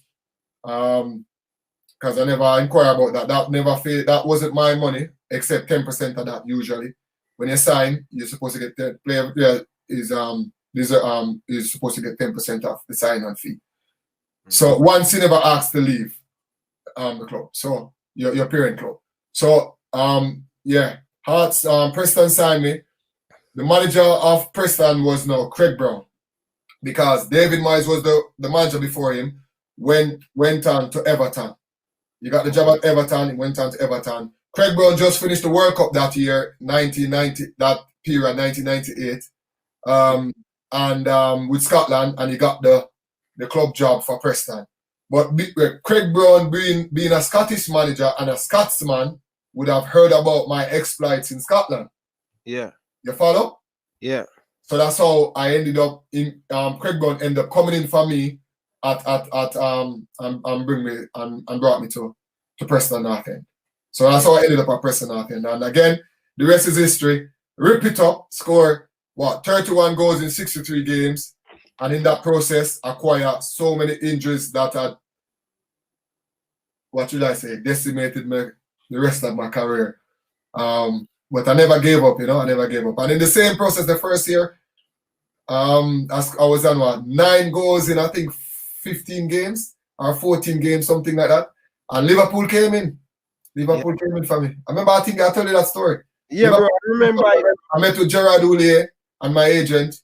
And when the transfer would have opened in January, the deal would have gone through.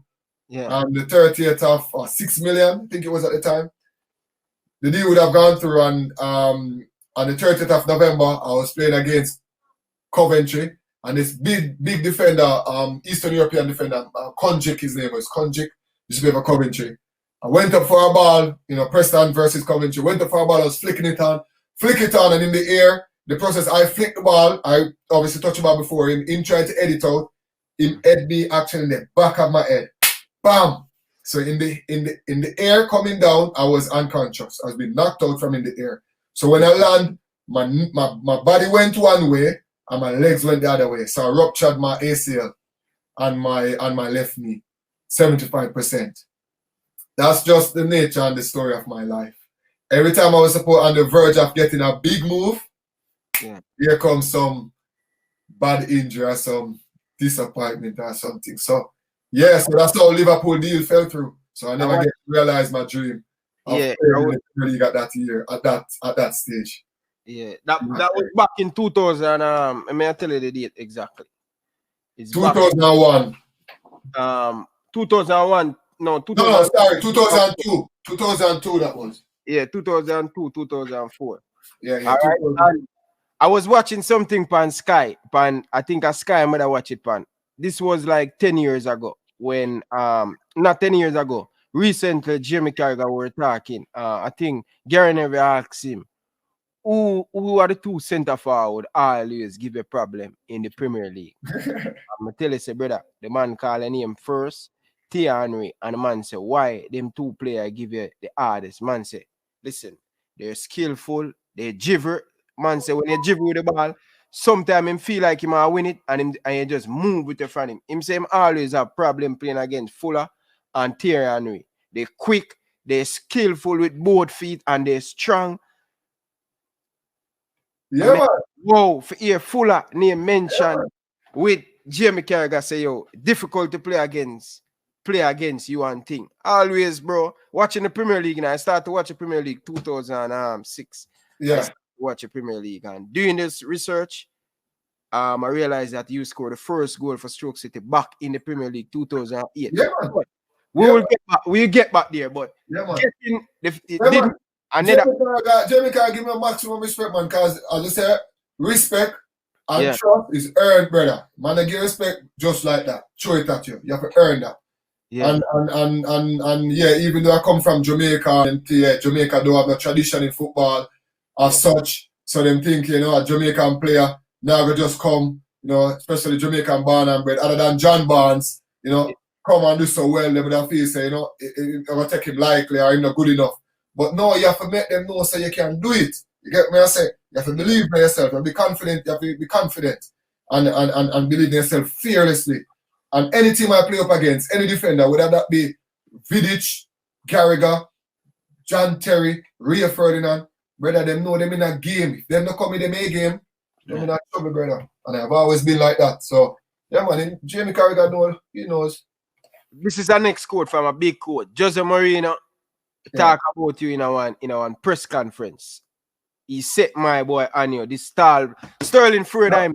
Yeah, man, a dirty boy, man. Me get red card against him. He did that deliberately. As I said, Jose Mourinho is a master of his trade, you know, and I fall into the trap, and that's when I get the red card for against what's his name? Ivanovic. He's a dirty player, brother. Dirty player, but Mourinho knew what he was doing because he knew at the time I wasn't in good frame of mind. But we'll get to that. But yeah, man, I understand. Yeah. So I'm just tell you the big quote them when I read and things, and them come across. So all right, playing well at Preston Norton, having a good season back in 2002, 2004. What next for you? 2 seasons, yeah. You play for this thing. What next for you? Come a big club like Portsmouth. Coach at the time, Coach Tottenham Spurs, legend. I know. I think him and Lampard a cousin. No, not cousin. Lampard mother, auntie's his wife. Yeah. So Lampard mother, sister is Mr. Harry Redknapp's wife. Yeah. Harry Redknapp. He's the next person to talk highly about you. So I'm telling you, the people that will talk highly about you and give you a credit. Yeah. He signed up for Portsmouth. Portsmouth a big club. When I watch Premier League, brother, Portsmouth a big club, brother. Portsmouth won the FA Cup too, you know. Yeah. But not a lot of lower league team won FA Cup, you know. That's a big trophy that. Yeah. Who Portsmouth beat? I think they beat Arsenal. One of them team, I don't know, but they won it. Remember they won it. They won it with Defoe them and Kanu them. Yeah, bro, only a big baller play for Portsmouth, you know. Yeah. But a tricky situation at this breathing card. Doing the research, I never know this. By reading and doing the research fuller, I realized that you play for 2 rival clubs, or you manage to play for Southampton and Portsmouth. But talk to me about Portsmouth first before you go to Southampton. Yeah, man, I get it, man. As I say, I have to elaborate. People might think that I go on too long, but it's No, just bro. it's just the way it is, you know, brother. And this is what happened. Because if I tell you, miss out certain part, you're not going to really understand where me really got through. Because you want to know about me or what my life and my legacy is or was about, Yeah. then you understand where I come from. So, so leave Preston. Oh, when I scored 31 goals, 63 games at Preston, Redknapp came in. Redknapp became the Portsmouth manager. Then went to the Premier League. They got promoted. Yeah. Went to the Premier League, and I decided that we need a player who could keep the ball, who would give defenders trouble and stuff like that. But here comes my name, and Redknapp have always been an admirer of me from a long time because, as I say, a lot of managers respect me and like me from back then, from Hearts days, well, from prior. And that alone, brother, you murder them, come read, say you scope on these manager teams. Yeah, man, as well. That's why managers give you respect. You know football, man. People say respect is earned, trust is earned. So, so him decided to come in for me. I think it was 5 million or whatever. But hear the story again. What do you think happened? Feel the medical again. Yeah. Nature of my life. So you can correct me if I'm wrong, sorry if I cut you, but reading the thing, I write down something, bro. You feel about chi medical, bro. How you feel? Every medical I feel, I wouldn't pass the medical. You just have to trust me as a manager. That's why I have to give Mr. Tony Pulis so much credit and Heimir Hallgrímsson and all those managers who took the chance with me, brother. And I repaid them back as well as I could. Yeah. So, yeah, man, failed the medical at Portsmouth. So, got it again, cried again, because I said, again, another one. Jeez. And anyway, you know, when you leave a club, or I leave Preston, because remember, Preston fans love me, you know, them people idolize me, you know, like me in a legendary status of Preston, you know, brother. Like Sir Tom Finney and all them man, you know, so imagine me left Preston, but me left Preston because I wanted a challenge. I want any player playing in the lower leagues wanted to test themselves in the Premier League. Premier League are one of the best leagues in the world. If I'm a player playing in the Division 1 at the time, or the Championship, and a team from the Premier League come in, I'm not going to say no. And as well, I didn't want Ask to leave. Is the club wanted to sell me because they were making a lot of money. Yeah. You get me I say? But at the same time, fans will be fans, just like Marty's situation right now. Yeah. No matter how him do, you certainly like have some Liverpool fans that are killing him because I'm leaving. True. We're seeing that, you know what goes. So I'll same thing for me, brother. So yeah, that was the case. So when I feel the medical, I have to go back to Preston. Because I still have 1 year left at Preston though. Yeah. So I have to go back to Preston. So my fans them, my own Preston fans, I used to say, Ricardo Fuller, the greatest and all these things. Them start put up placard. Judas. Brother. Horrible, brother. Yeah. You know, England are normal, brother. Horrible. I remember saying I already suffer from feeling the medical, you know. Yeah. And that mental state because of feeling a medical and because what happened before in the past, in my earlier years. It wasn't easy, and then to go back to your parent club and your own fans them turn against you, it's like you feel like the world are come down, the world are closing upon you, brother. It's like you can't breathe. That's how I felt at the time. You see me, I said, brother, rough. But that's why I have to give Mr. Redknapp so much credit because Mr. Redknapp got to the owner and let him know, so listen, if you don't sign Ricardo Fuller, this player, I am going to resign. Yeah? Yeah, the man vouched me. I saw me end up going back to Portsmouth and the deal got through. Because what them do? Them sign a deal as a pay-as-you-go deal. Yeah. Because I feel the medical and what happened that is my knee. My knee keeps swelling up. Yeah. You understand? Because the first season I had the ACL problem when I had to go to America, Richard Stedman, Colorado to do the surgery. And I was out for 8.5 months. Yeah? And that again. Brother, my story about life never easy. 8.5 months, and then the second season, and I was ripping it up again. I was out for 3 months because I then kicked me upon my right knee and my patella lick on my bone, and it caused my cartilage to split.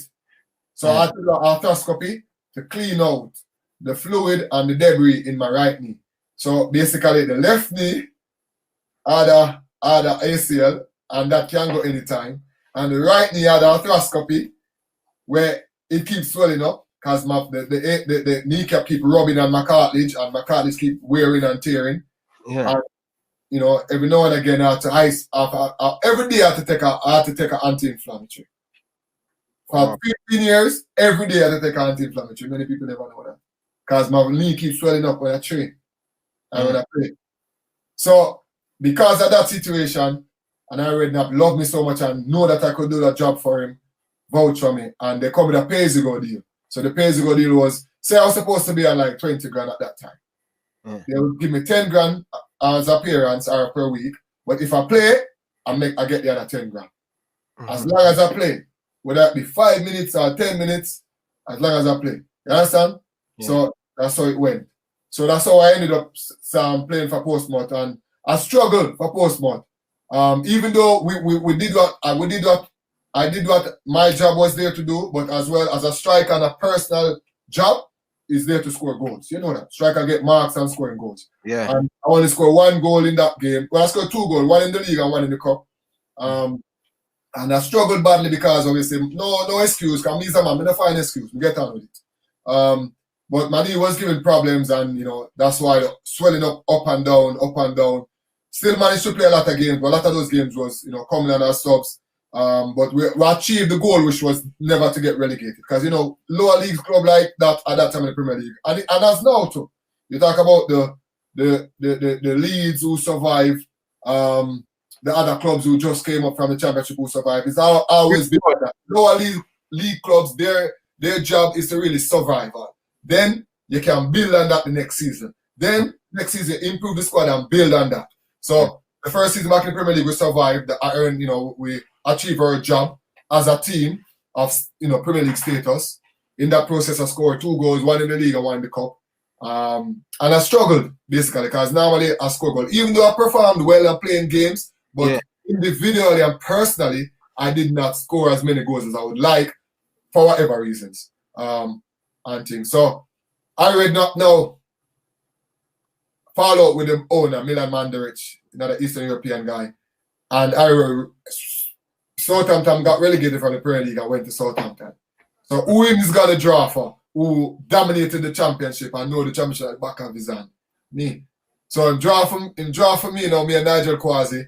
And he thought that I could, you know, get Southampton promoted under his leadership and his his boss, obviously being the gaffer. So that's how I ended up at Portsmouth. I had 2 years left on my contract.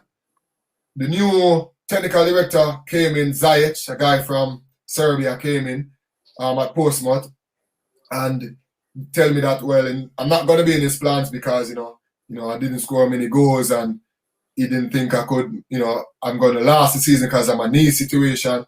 And when a manager or technical director come and tell you that, what you going to do? Stay and fight? Yeah, I could stay and fight, yes. But if I read not vouch for me, and me do have to move house, and him the next door to me, and him come in for me, it's not rocket science, me I gotta go.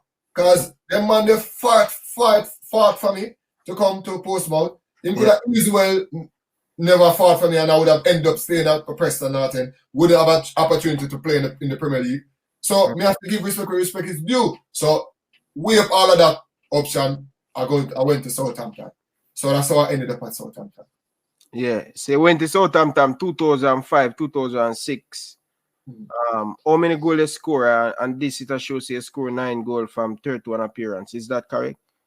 I think it's 11 goals, 2 in the cup and 9 in the league.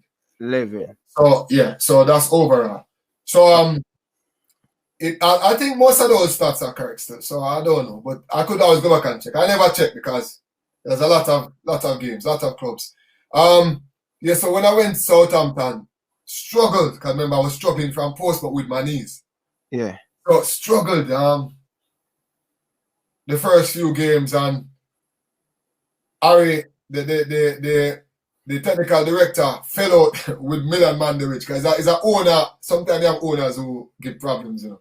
Yeah. So he fell out with the technical director that came in, who him brought in, and he fell out with him, and the fans love Redknapp. So they call up Redknapp, and he has no chance but to bring back Redknapp. So Redknapp went back to Portsmouth. But you know it's not easy when you have two rivals to win from Portsmouth to Southampton and Southampton to Portsmouth. Maybe you could do that as a manager, but as a player, I don't think that has ever been done in the history of the game. So I already decided to leave me there. So the first season, we did well. Never got promoted. And the second season, because I signed a 3-year deal, the second season now is what happened now. And no, I read up, sorry, yeah, the first season, 2 seasons aside. The first season, I read up, went back after I think 10 games or whatever it was. And then George Burley came in as the manager.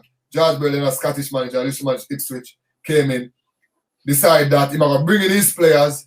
Southampton looking on the verge of getting rid of the players who are on Premier League wages. Because remember, my contract was transferred from Portsmouth to Southampton. Southampton. Yeah, so new managers come in, like to bring in their own players, don't they?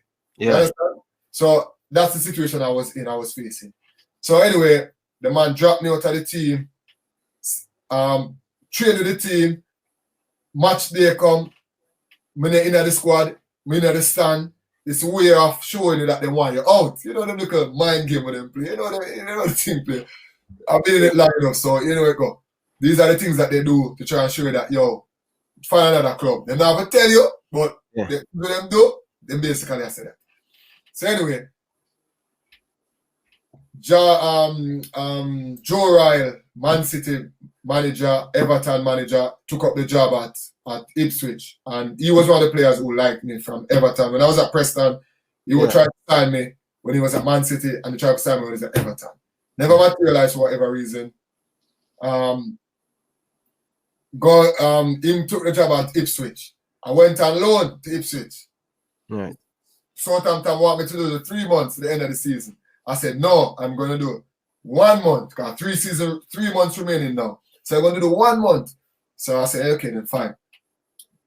Played 3 games. Scored 2 goals. 2 goals. Yeah. When I scored the 2 goals, Southampton was 22nd in the table. Remember, Southampton, a big club, and they got relegated the year before. Yeah. Struggled the first season of the championship. 22nd. So, he will call me back now. Because, good thing, they were pushing in the Southampton people were pushing for me to do the end of the season. They want to get me off of the wage bill, you know. Yeah. Push me to do a permanent 3-month loan, you know. If I had a 3-month loan, they would have got relegated. Luckily, I didn't want it to go to Ipswich. I wanted to stay at Southampton and fight because I decided I'm not run no more. They're going to fight for my position. You get me? Even though I know the manager don't want me, they will stand up and fight. You get me? I say, if you play well, you have to play you. Yeah. So, Bob's the one thing, and I come back from loan, then 22nd.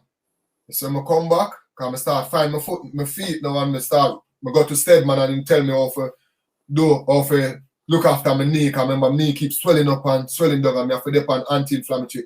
Naproxen. I change from diclofenac to naproxen. Then me have what's the other one name? Diclofenac, naproxen, Voltaren, Cataflam. Me know the whole of them, brother. Because I remember every single day for 15 years, I have to take one because of my knee. You get me, master brother? Wow. And when I come back now, I start to play well now and think at Ipswich and come back to Southampton. Brother, I score in about 11 games. I score must say 9 goals. No, I scored. No, I already had 2 goals when I did leave before. So I end up for 7 goals in 11 games to take it to 9 for Southampton. I get player of the month for the last 3 months leave. And I saved Southampton. We went from 22nd to 10th in the table. Respectable. Because remember, Southampton a big club, you know, even though them got relegated from Championship. We finished 10th. We scored 11 goals in as many games as I say. We got player of the month.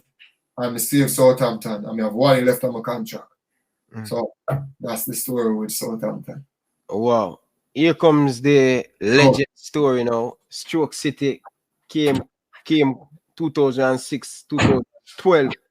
Bridging over 200 appearance, 50 goal for Stoke City. How this come about? Because this is where This is where I know you, Ricardo Fuller. I don't know when you play for Jamaica, you know. Yeah. I know you when I play for Stoke City, when you clone out Jamie Carey. Yeah. Yeah, because the Premier League a big thing. Big thing. That's when me know say. Everybody watch the Premier League. Bro, I remember me I watch a clip, brother, you score a goal, brother, where the ball play through for strokes and you flick it over, so.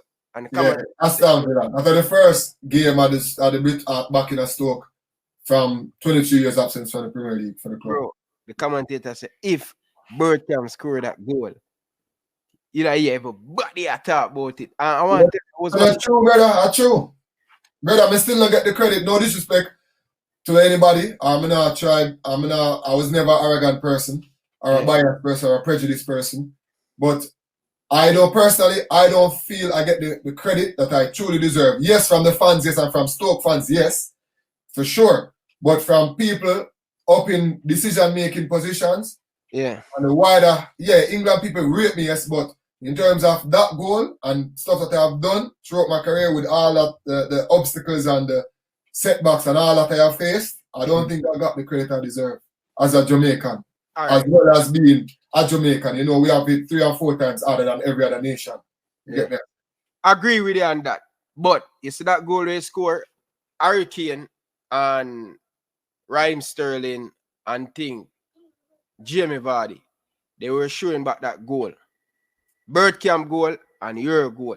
Yeah. I tell you, all of the 3 man them go for you. Say, yo, that goal, it's difficult because the defender come towards you, you flick it, and it didn't even drop on the ground in there one time. No, it drop on the ground. It take a touch. What happened? The difficulty was the 360 turn at that pace. Yeah. Many players would have lost their footing and fall over. That wasn't easy, brother. Bergkamp one was a little bit more standstill. Yes, it misled the defender because the ball come, him back turn to goal, the ball come, him touch it to the right, and him turn to the left. So it basically fooled the defender. But it's from a standing position. You understand? Right? Moving position. Yeah, from a standing position. I'm from a moving position where I had to turn 360 at speed, at pace, and the ball had to travel, run, bounce, and Dennis Beckham was in the middle of the goal. I was at a acute angle. Yeah. And Brad Friedel wasn't the Mickey Mouse goalkeeper. Top goalkeeper, United. The top 3 goalkeeper in the season that year. And has been consistently performing in the Premier League for many years and also on different clubs. Liverpool, Tottenham Spurs, Aston Villa. Play for United States. I think he played for Everton too, you know. Yeah, exactly. So, but he has always been in the top 3, or probably top 2, or even one of the best at the time. So, that's why I said, Ryan, that man, I know, but all said and done, I never let that get to me. I just keep beat it in them head same way. No matter what them want to think or what them want to say, or if they give me the ratings, me not watch that, brother. Me not care what nobody want to say. Once we catch up on the field, if you not depend your A game on that day, you're in a trouble, brother. Whoever you may be, Man United, Chelsea, Liverpool, Tottenham, Arsenal. Arsenal especially. Arsenal come like a baby. I'm a baby, brother. No fun on the deal, man. I want to talk to you about a quote from Raheem Sterling. I put them together. You know. Raheem Sterling said, play in the Premier League, you inspire him as a Jamaican. Come from Jamaica, in Jamaica. Yeah, that's 5 or 7, I think. It's not Bergkamp. And even him said, the credit, Ricardo Fuller, what he has done, he don't get the credit. I hear him talk an interview on Sportsmax, not Sportsmax, on Sports Flow. And I say, Ricardo Fuller do not get the credit when he deserve, but he worked me it up for many Jamaican. He use him idol and all of them things. And even I see him goal, I say, yo, if a Bergkamp or Tierney score, all of the people in England that talk about this. Fantastic. Without being biased, of course. Absolutely right, brother. I'm not being biased, or obviously. Because I'm a friend, or I know him, or because me I'm friend to him, I say that. No, it's there for the eyes to see. It's the truth. But as I say, brother, me not make that. Them thing they get to me, we just keep going. As I say, a winner is a loser who never gives up. Who keep on improving and keep going. Okay. Never give up, brother. All right, big up to all the people them in the comment section. Dr. Joyful, give the most credit. Big up yourself. Thank you very much for tuning in. Mike, anyway, that's sports. Big up to all of you guys down in the comment section. Georgia girl, big up yourself. Mike, thank you very much for the donation. You remember this goal against West Ham? I don't remember that one. You remember this? Man. And one of the goal of the season, yeah. Every club me go, me get most valuable player and goal of the season for like 5 years straight. I pressed at Stoke too. 5 years straight. But the 6 years at Stoke, I'm gonna get it 5 years in a row. Should I get it the 6th year? But because the club is in a problem at the time, and because might leave or might stay, I think they robbed me that one. But every club I'm gonna always get most club. I've always get leading goal scorer or goal of the season. That West Ham goal was goal of the season for that year. Yeah. I have to check out that one. But it come about going to Stoke City, and may I tell you, brother, may I tell him, read, bro, people them in a Stoke, brother, the man them say you're the best number 10. May I ask you believe you're the best number 10 because over 700 odd people been said, yo, Fuller are the best number 10. They love you, them God down the bridge, right? But you are the best number 10, play for Fulham, play for Stoke City. Absolutely, Ryan. You're as good as who you think you are. Brother, if you don't believe say you're the best, you will never be the best. You think you can ask if you ask Ronaldo if Messi better than him, I'll tell you Messi better than him. Yeah. If you have Messi say Ronaldo better than him, Messi will tell you Ronaldo better than him. Yeah. No way. I remember Ibrahimovic once said he was a youth. I think when he was in youth club, was it 14 Lisbon? No man. Ibrahimovic. Oh, Ibrahimovic. When he was in Sweden at his youth club. I forgot the name of the club. And they asked him at the time, Exclsuive was in the national team and he was coming through. Exclsuive was the main man for Sweden and scored much goal. And I'm asking if Exclsuive better than him. And him say, better than what? You crazy? I am the greatest player ever to play for Sweden. And who is Ibrahimovic right now? Yeah. Legend, bro. He is the greatest player that played for Sweden. So you have to believe in yourself fearlessly. I hear you this morning with the Dujuan Richards thing. I understand a lot of things. You have to believe in himself fearlessly. I know, brother. What's so much I'm brother? You have to believe that he's the best player ever because what that is doing to him, is preparing his mind, preparing his mentality. You understand? You're as good as who you think you are. You understand? You know him? You know him? He's instilling in himself. Because remember, if an egg is broken on the outside, life ends. It is broken on the inside, life begins. So whatever is inside his head is what's going to be most important for him. Belief and confidence, very important. Yeah. So, Stoke City now. People them say are the best ball ever play for Stokes, brother. Mara Hawk said that. Do you believe it? Yeah, man, of course, brother. Of course, as we say, when we go, anywhere we go, once we touch on football, you see, many people don't, some people know and some people may not know. Football is my life, and my life is football. Even now, being retired, I eat, sleep, dream football. Play a lot of charity games, and no matter what, winning is everything. Yes, it's for a great cause, but once that whistle goes, I want to win. May I win it in the nicest way and rightful way, but I want to win. I want to score 10 goals. I want to score 20 goals. I want to win. And that's what I'm about. Football is my salvation, brother. Football is my everything. And that's my belief. So when me go to Stoke, no matter who was the main striker there, so he always was going to be in problem from me arrive there, so. Because when you go there, so it's like a gorilla, you know. Gorilla, once them going to pack, you know, a lion, you know. Once them going to them pride, you know. And them say a main lion, you know. He want to be the main man, you know, because if I'm the main man, you know, I saw it all going. He going to run the thing, you know, brother. Because it is said, you know, picture this. A lion leading a pack of 20 dogs. Let me put it first. A dog leading a pride of 20 lions. Those lions will act like a dog because the leader is a what? A dog, right? But you have one lion leading a pack of 20 dogs. Those dogs will act like lions. You know why? Because the leader is a lion. The leadership is very important. So if I go to Stoke and I don't try to dominate, because that is me, I always want to do better. if I go in a club and I see James Beattie, or James Beattie coming at Stoke, and me there at Stoke, and James Beattie is a renowned Premier League player, played at Everton, Blackburn, and Southampton, has scored many goals, and I am a Premier League player who this is my second season in the Premier League. Brother, remember me have Portsmouth and me never do so well because whatever reason, me struggle. And then me go get an next chance for Stoke City and me see James Beattie come. You think me I go start tremble and make my nerves get to me and then me can't perform and me fail? No, me for all my own. I say you're mad. If you want this shirt or this starting position, you have to take this off of my back or sit down on the bench and earn this, isn't it? So nobody come and Stoke could shake me off of that position there, brother. Yeah. And when me arrive, straight away, the first season was leading goal scorer. That's the personal ambition that I have for myself, the personal target that I set myself. Yeah. You know what I say? So I always was going to be number one or the main man. You get me? I say? And that was the difference from a player doing well and a player achieving or a player struggling or a player failing. You get me? I say?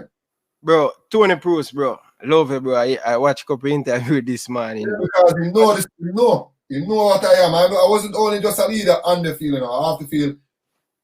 The reason why Stoke love people at Stoke love me, and not only Stoke, but in Manchester, in the wider parts of England, or in the football world in England, people not only respect me because of my exploits on the pitch, but also the person that I am, brother.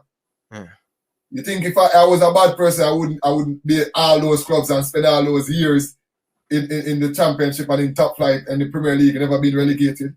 And managers respect me and love me so much. We talk about the Craig Brown, the Joe Ryle, the Ired Knapp, Arsene Wenger, the Arsene Wenger, the Mourinho, the Tony Pulises. I mean, you name it, the Sir Alex Ferguson, when they are two man of them, when time I play, might not talk as much as about me, but them know so once I play Stoke, them have to nullify this threat because they nullify the threat with me. I trouble brothers, I say, when me go up on the field, brother, me don't care who you want to be. Yeah. Or which team you want to be, or who me I play for. Yeah. If you not bring your A game, I trouble, brother. And that's the mindset and mentality and belief you have to have if you want to do well in England, especially in England, because it's a tough league. Most definitely. And I saw a video on Twitter way back in 2011. Two fans, who do you choose to lead in the line? Three of you guys' name come up. Yeah. Crouch, this Rasta guy name. What's his name again? Kevin Jones. He's from Trinidad, right? Yeah. He's from Trinidad, bro. That partnership with the anime, bro, that was sick, bro. With my boy, that was a sick. So cheer you guys. And 10 Strokes fans. And them said, choose one. If you have one striker to lead the line for a put 20 pros. I mean, I tell you, say, bro, two of them said Ricardo Fuller. And the person said, why Ricardo Fuller? Man said, what Ricardo Fuller over these two players? He's an all-rounded centre forward. Both of them good in the ear, but you good in the ear as well. Absolutely. Too. Left and right foot. Left and right, skillful, everything. Assist, speed, everything. Aggression, pace. So, the next one said, the reason why the next one said, he said because Fuller play for Liverpool, Crouch play for Liverpool and Tottenham. Big clubs. Bigger clubs. So him do it at same Premier League, but him play Liverpool. Bigger. The two of them say if me have to choose to pick leading this line for Stoke City, I would pick Fuller because you know why you're going to get from Ricardo goals. Absolutely. Yeah? So playing 6 years at full, what do you say your biggest accomplishment? Because you get the individual award, top goal scorer for Stoke City.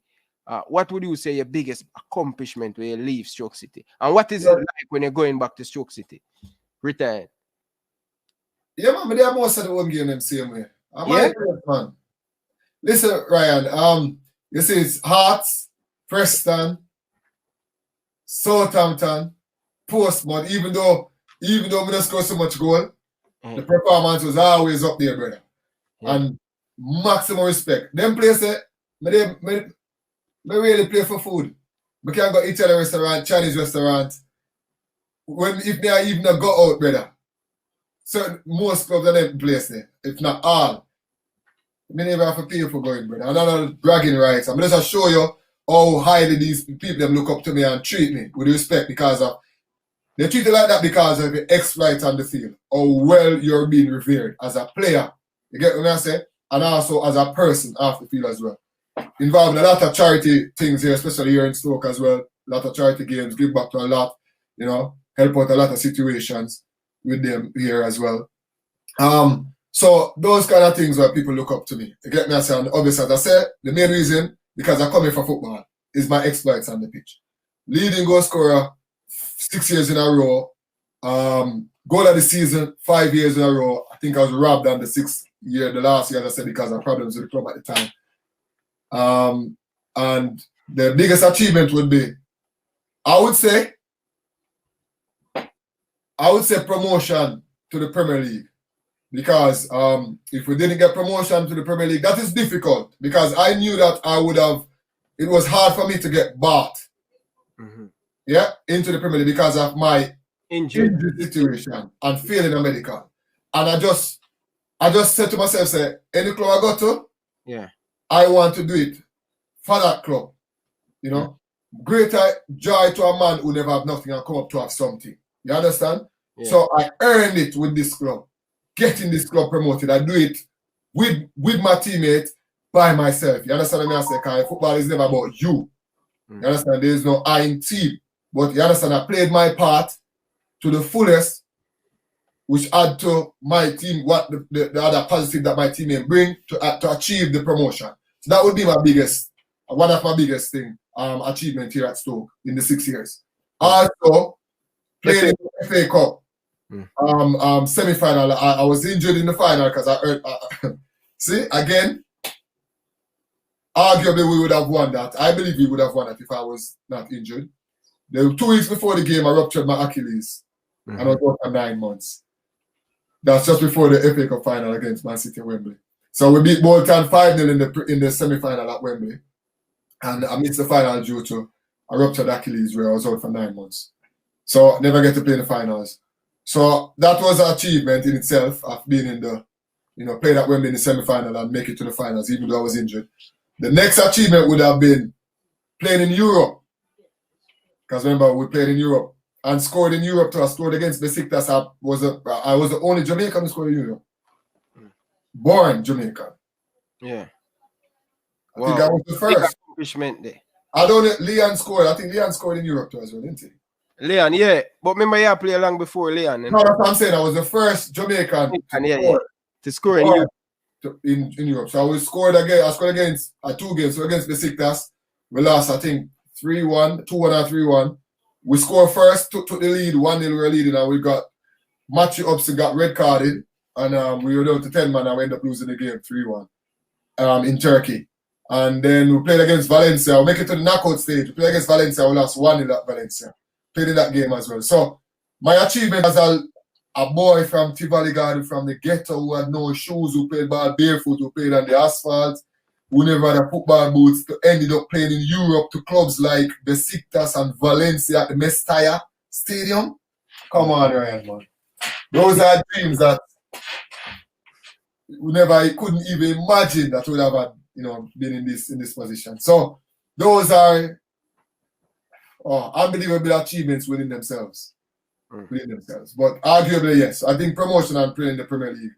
Yeah. That was a dream come true to actually get another crack at the Premier League, Yeah, and you play a big part in the promotion and all that. Promotion, sustain ourselves, maintain yourself in the Premier League, for set the foundation and the base for Stoke to go on to be only a handful of clubs that has ever stayed in the Premier League for 10 years after promotion.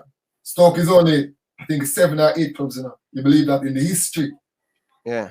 That about Tottenham, Arsenal, obviously the top 6. Everton. Only like 4 other clubs has done that. When they get promoted, stay 10 years. Yeah.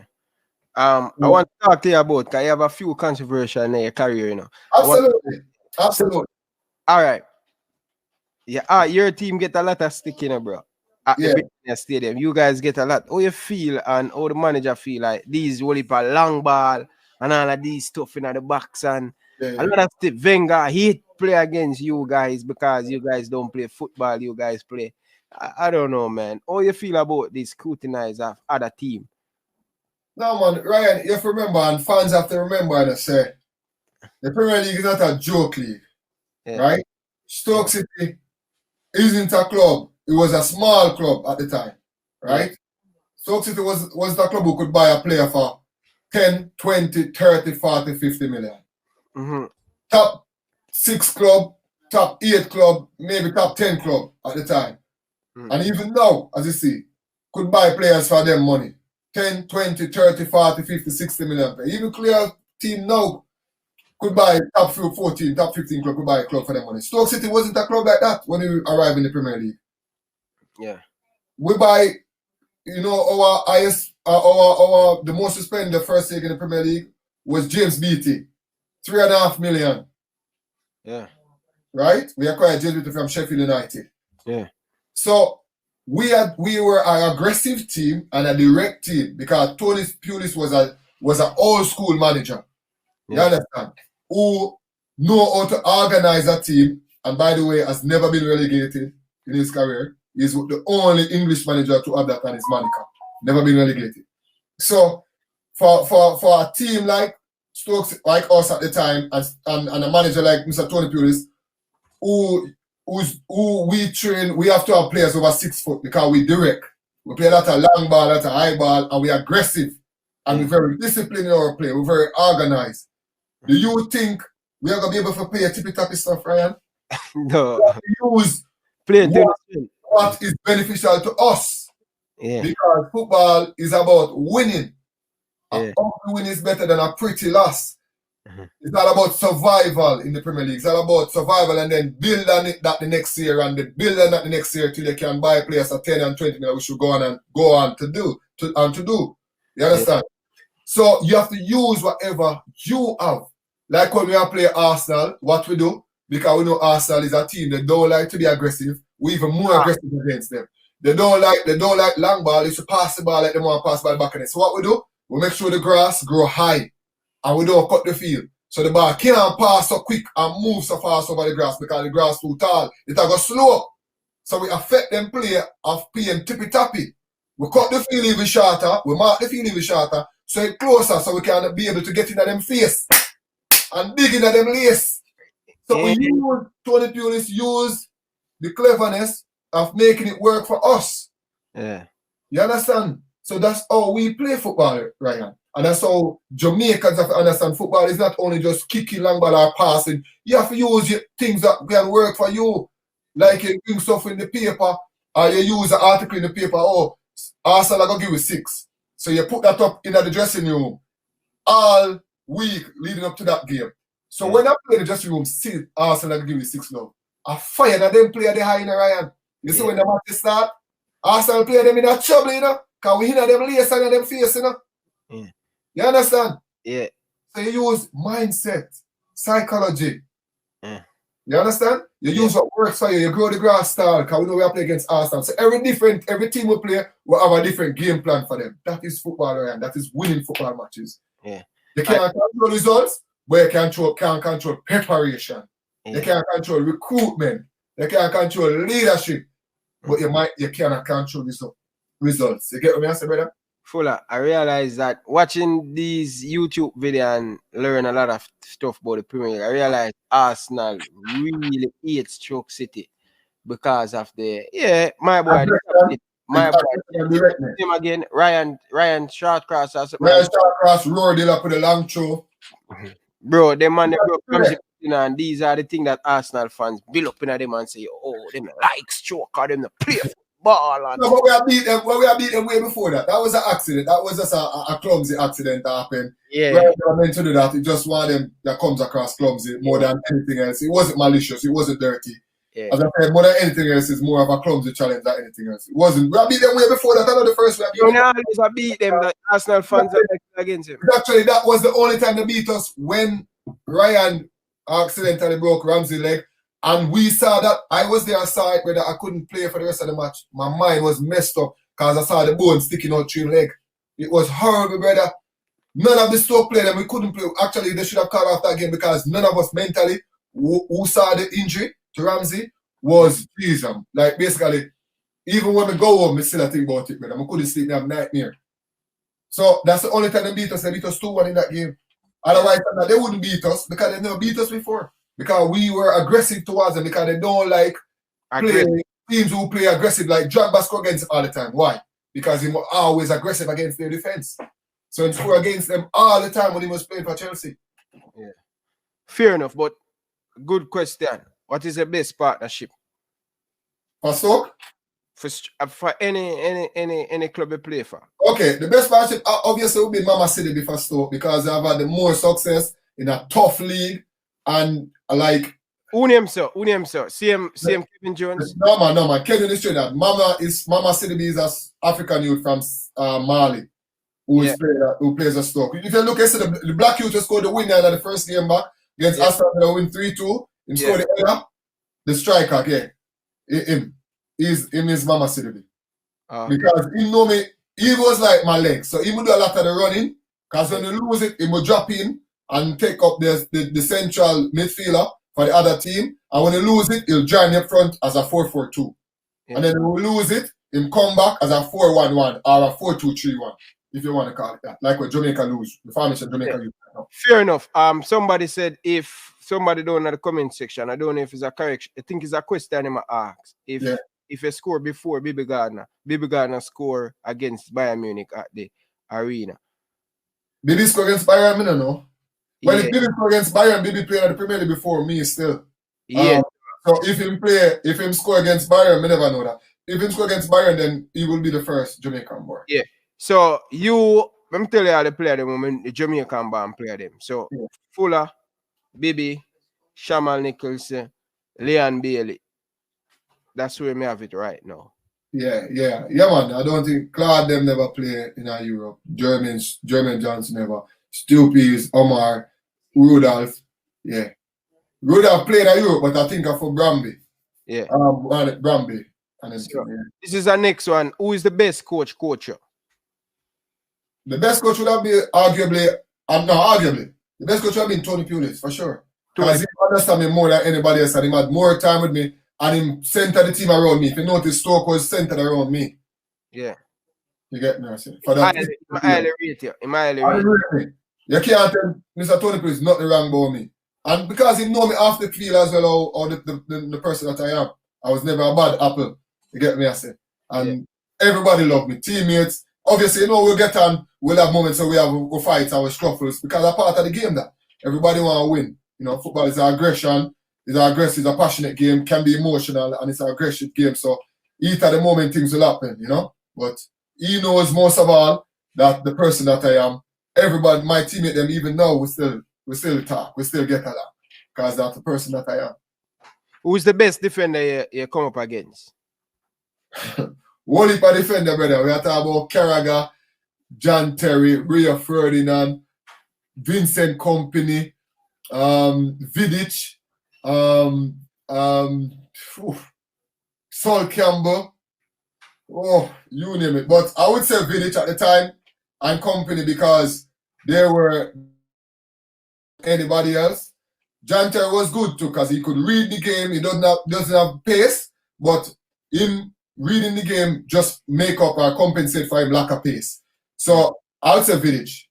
Him very competitive and him very aggressive as well. Yeah, you fear that.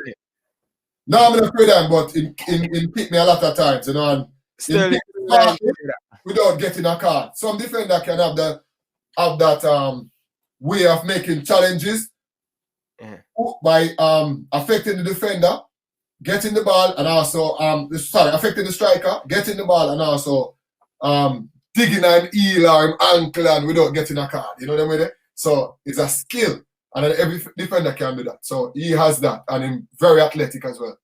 Yeah. Difficult in the air, on the ground, but him and Kompany, Rio Ferdinand, difficult players. All right, fair enough. All right, 2 big major points in your career. Yeah. The one at Chelsea and the one where That's what we were talking about earlier. Yeah, and the one where you boxed on the captain. What happened? Why you do that? Which one first? You talk about the John Terry. You talk about which one first you want? Let's talk about the Ivanovic because we mentioned that earlier. Yeah. It was Mourinho. You said what Mourinho said, what he did. Yeah. Mourinho said he know how to because you are the danger man. And clearly he want to get you out of the game. Yeah. And you know how you're gonna react. Yeah, exactly. So that's what he did in Wino. So basically, I was coming off my 8 months injury rehabilitation where I injured my Achilles. Remember, I missed the FA Cup finals. Yeah. For 9 months, I was out for 9 months. That was my first game back. And you know, me and the club was in not on good terms, Stoke City, because I've 1 year left on my contract, and you know, the gaffer wanted me to stay for a 2 year, but for another 2 years. Well, the gaffer wanted me to finish my career. I wanted to finish my career. So the people upstairs, the chief executive at the time, I think Tony Scholes, was of his own agenda and you know his politics and all these nonsense. So anyway, you know, things weren't looking well for me and the club. So mentally, I wasn't in the best frame of mind. So anyway, the gaffer put me on the left side. I'm not a winger, you know that. So put me on the left side. So for starters, up against Ivanovic. Mourinho noticed that he has his game plan, and what he did was tell Ivanovic to keep on to kick him in the Achilles. So run from the ball and not be effective. You understand? Because remember, just coming off a 9 months injury where my Achilles on my left leg, I ruptured my Achilles. So he kept kicking me on my Achilles, and that challenge where I got the card where I lashed out on him because I got frustrated, which I shouldn't have. Don't get me wrong. Not something to do for youngsters or for anybody aspiring professional player watching. I lashed out. Basically, I skipped the ball over him, ride the challenge. If you saw the challenge. You ride it, man. What did he do? What did he do was stamped on my left Achilles. You saw him put him foot up, him stamped on my Achilles, caught the right on my Achilles, and obviously because he caught my Achilles, I lost my head. And I just react because that's the nature of the game. I react by stamping at him, stamp on him with my studs. And if you do that, you know it's a red card. So I hold my hand up. Of course, it's a red card. I have nothing to hide on that. Not the thing to do. And that's what some managers do. Well, Mourinho did it and was successful. Other managers tried it. They wasn't so successful because I learned from that. So these things have happened and you learn from it and you move on. So that was one of the things. That was exactly why I got that red card. Yeah, most definitely. So the one now, that one where you think that one next one now going on to, you think that one put your career in a big TV right, getting big all over the TV show into a lot of in a Premier League. This one now your box down the captain now. Well, maybe it has affected me when you look back at it. Maybe it's affected me in terms of some endorsement deals and stuff like that. But I mean, to be fair, I would have played football for free anyways. My love for the game and my passion for the game is always about winning. Was never about indiscipline or upsetting or fighting with my teammates because I've never done that. We have seen many fights in training, and we are Stoke City training under Tony Pulis. Every day there was a fight because everybody Stoke City tackle hard. When people give up a goal, people confront him. Clear the ball. Why you get him? So that's our mentality. I know the first Stoke City players clash, it just happened that my one went that a little bit too far because obviously he said what he said and I reacted by clipping him on his ears. I didn't box him, I was clipping on his ears. But obviously my actions was always going to be for a red card. Because basically what happened, the captain was dribbling around in not to say it is right to do, by the way. This is definitely wrong. But captain was dribbling around in the 18-yard box with the ball. He had problems with the club at the time as well, so another situation. Players from time to time get involved with the club and situations. The player took the ball from him, scored the goal. Normally, you kick the ball out, but the captain was in his own mood and his own mindset. I went to him now and I said, Griff, clear the ball, man. Kick the ball up, man. You can't dribble it. If you watch my actions before, that's what happened. So I said that, and him get obviously he was heated too. I was saying clear the ball. He didn't realize what I was saying. So him decided to start running away and tell me to, F off and stuff like that. And I, being a man that I am, I don't take the disrespect. I reacted negatively. I should have just left him, but me in the heat at the moment, no like losing, and that's exactly what happened. I reacted by walk up to him and say, "What you say?" And him say it again. So I just clip him on the ears, and let him know that I don't take certain things. But it's not the place to do it. the right thing to do at the time because it ended up into a red card. The team end up with 10 man and we end up inevitably losing the game. And the actions for obviously for future, for players watching in, that's not something to do. But yeah, as I said, football is a passionate game. Football is about emotions as well. And it's about, and it can be an aggressive game. And these things will happen, you know. I done my crime. I done my time. I got fined heavily. I got 2 weeks wages fined as well. A lot of money, which went to a good cause as well for charity. One in Jamaica, one in Africa, and one in Stoke. Money was split for 3 charities. I mean, so as I said, it's just part and parcel of the game. These things have happened, and we move on from it. You know, so that's what happened for that situation.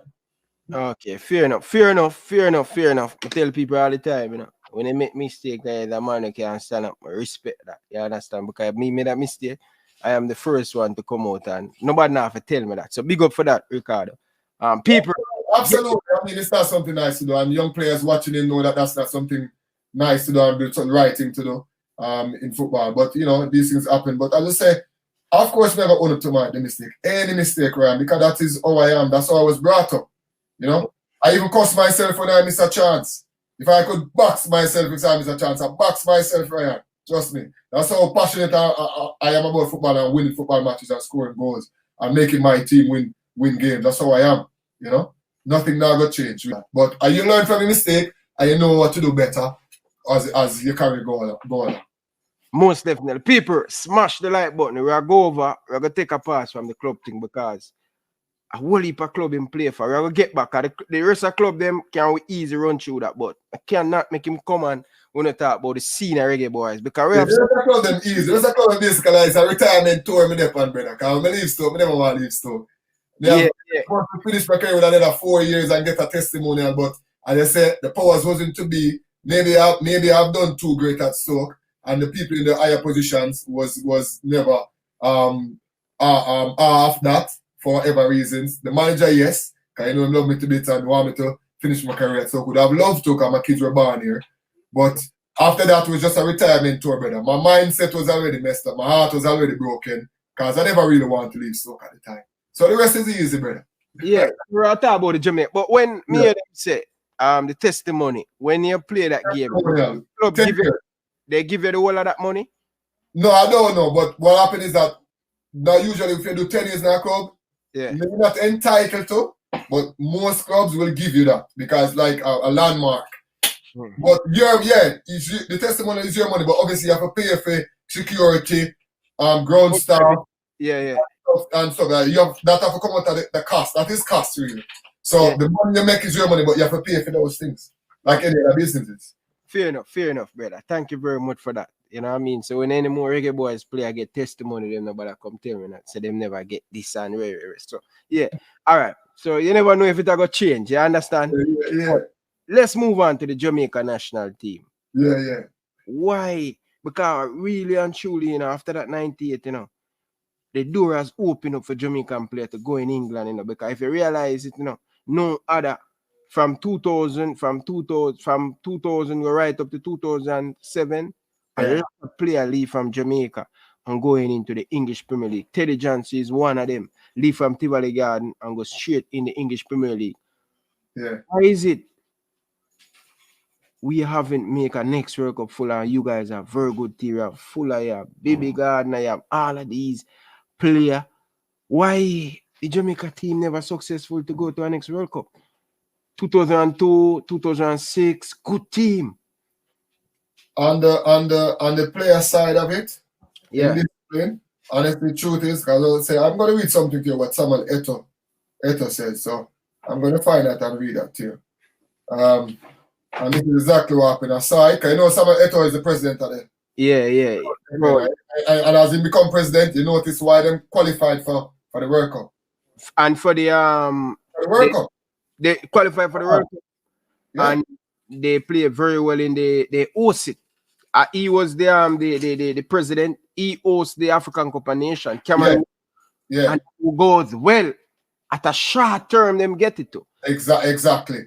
You know, because he's no nonsense. And reform, if we want to get better, if the Jamaica football want to get better with youth coming through and making it into not only England but Spain, the other five big leagues in the world: Spain, Italy, Germany, Belgium, France, wherever. We have to have a total reform, and that's exactly the truth. So it's a combination of problems, right? Player side, federation side, preparation side, recruitment side, mismanagement, incompetence, ineptitude. There is so much thing wrong with the program. And that's why I've always said Jamaica football right now needs a total reform. That's the only thing I can say. But for the players, during my time, as to answer your question, indiscipline, Ryan. Yeah. And togetherness. You can have the quality all you want, but one of the most and the next important ingredients in any successful side, whether it be Real Madrid, whether it be winning the Champions League, whether it be Liverpool in the Champions League, whether it be Man City winning the Premier League, Man United winning all them trophies, Real Madrid winning all them trophies, is cohesiveness, compatibility, and the togetherness, Ryan. For the team, if you have indiscipline in that team amongst the players, you can never achieve success. And the player part, that was the problem. And the federation part, we all know the problems. We see them happening up to today, this day. And if you have so much problem, Ryan, or if you have success, is the reason why we haven't made it to the end no other World Cup. And the reason why we make it to the World Cup in France, all of those things I just mentioned was never there. And the Mr. René Simo's leadership, first of all, he had leadership. First of all, secondly, he had recruitment, proper recruitment system. Secondly, he had preparation. Thirdly, he had preparation. And fourthly, last but not least, he had execution. Ryan, those things are very important. As you can see, when Simo was preparing for recruiting players, he go all around Jamaica first, and then decide, say, what? I don't think these guys are good enough yet. We have a lot of players. He never just go to certain leagues. He get Pepe from Major League, Ian Goodison from Olympic, Bibi Gardner at 17 or 16 or 17 from Harbourview. It wasn't because he was young and a certain manager before, me now pick certain him too young, him can't play. No. The great man Sir Alex Ferguson said, if you're good enough, you're old enough. So no matter how young or how old you are, if you're good enough, you're old enough. You understand? So him go around the nation and him look pan all players, all leagues, and then pick some players from there. So then him start bring English players in who have the heritage or ancestral lineage or whatever connection for in the Dean Burton, the Paul, the Fitzroy Simpson, the Marcus Dares, the Robbie Earls, you name it. All of those players will come through and then build that team. The Tatty Brown, the Aaron Lawrence, the Boopy, you understand, the Peter Cargill, the Hector Wrights, the Theodore Whitmore, Warren Barrett, you understand, the all players, and then build that unit with the balance and the togetherness that they had with the quality. Come on, Ryan. How would we not make it to that World Cup finals in France 98? That is exactly why we qualified. Look on that team and what that group had in all those characteristics and all those features and all those abilities and qualities. Yeah? In all the other teams, how much of those stuff are missing, those ingredients? A lot. And that's why we never qualified. So players have their part to play and the federation have their massive part to play. How can you go into a World Cup qualifiers and you're bringing players few weeks before the qualifiers start, or a month, you're bringing players from England? Where's the compatibility? How are you going to get the compatibility? How are you going to get the chemistry? And you clash them with the local players, or the players who born in Jamaica, and cause a problem over wages. And at midnight, you have argument over money.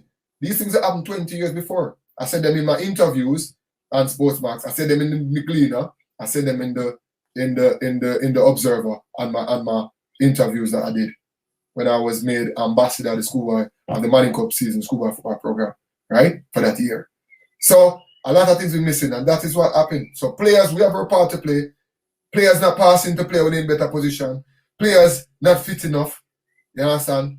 You know, and a lot of things, and that's how we never qualified, as well as we never take opportunities. Personally, within myself, Yes, I performed, I know, but again, I could have scored and should have scored a lot more goals that I have scored in my career, as I did for my clubs, and there's reason to that. But again, for whatever reason, it happened.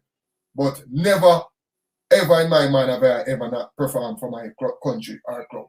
Maybe not scored enough goals as I would like or should have done, but yeah, we all have our part to play, and those things that I mentioned is the reason why we haven't made it to another World Cup finals since 1998. I agree with you on that, Fuller. So, you play at the highest level, play in the Europa League, play in the FA Cup, play in the Carabao Cup. Many people here, I speak, and they think, when I'm speaking, they think I have, even people from the Football Federation, high position, say I have personal thing against them, right?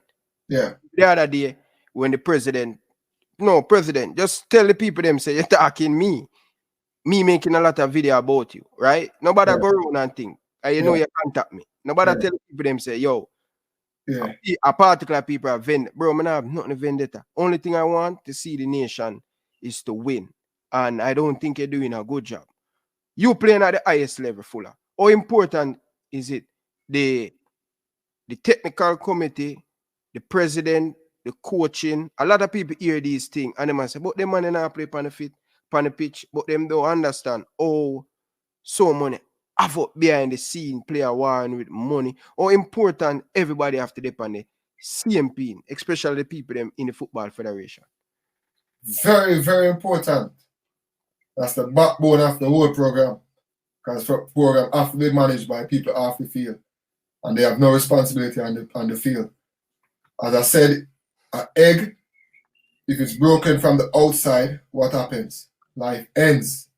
An egg, if it's broken from the inside, life begins. There's a reason why those simple things are true and those ethics are the way they are. Because it is what it is. You understand?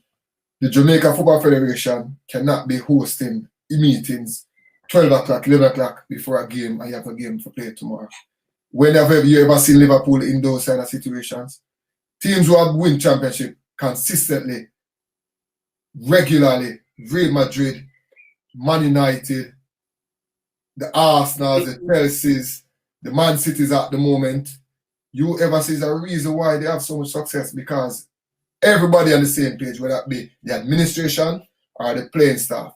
The administrations have to do their part, the players have to do their part, then you have the investors or the commercial side have to do their part, and everybody working as one to achieve one product. The product is winning football matches to achieve World Cup berth or Gold Cup berth or Gold Cup winning a Gold Cup, whatever the aim may be. And in our situation is winning World matches for our country and to achieve Gold Cup berths consecutively or consistently. You understand? And that is the problem. Everybody has to be on the same page. It's very important. Very important. You understand? And those are the things that what cause teams to fail when they have problems. And that's why we Jamaican team and the team national team has been failing for so many years because of situations like that. Politics is a very, very bad thing. Politics is corruption. What you call it now. Conflict of interest is the pathway and the road to corruption.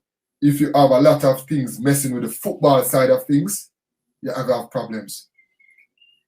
I'm sure in Liverpool you have the administration or Man City or Man United or Real Madrid.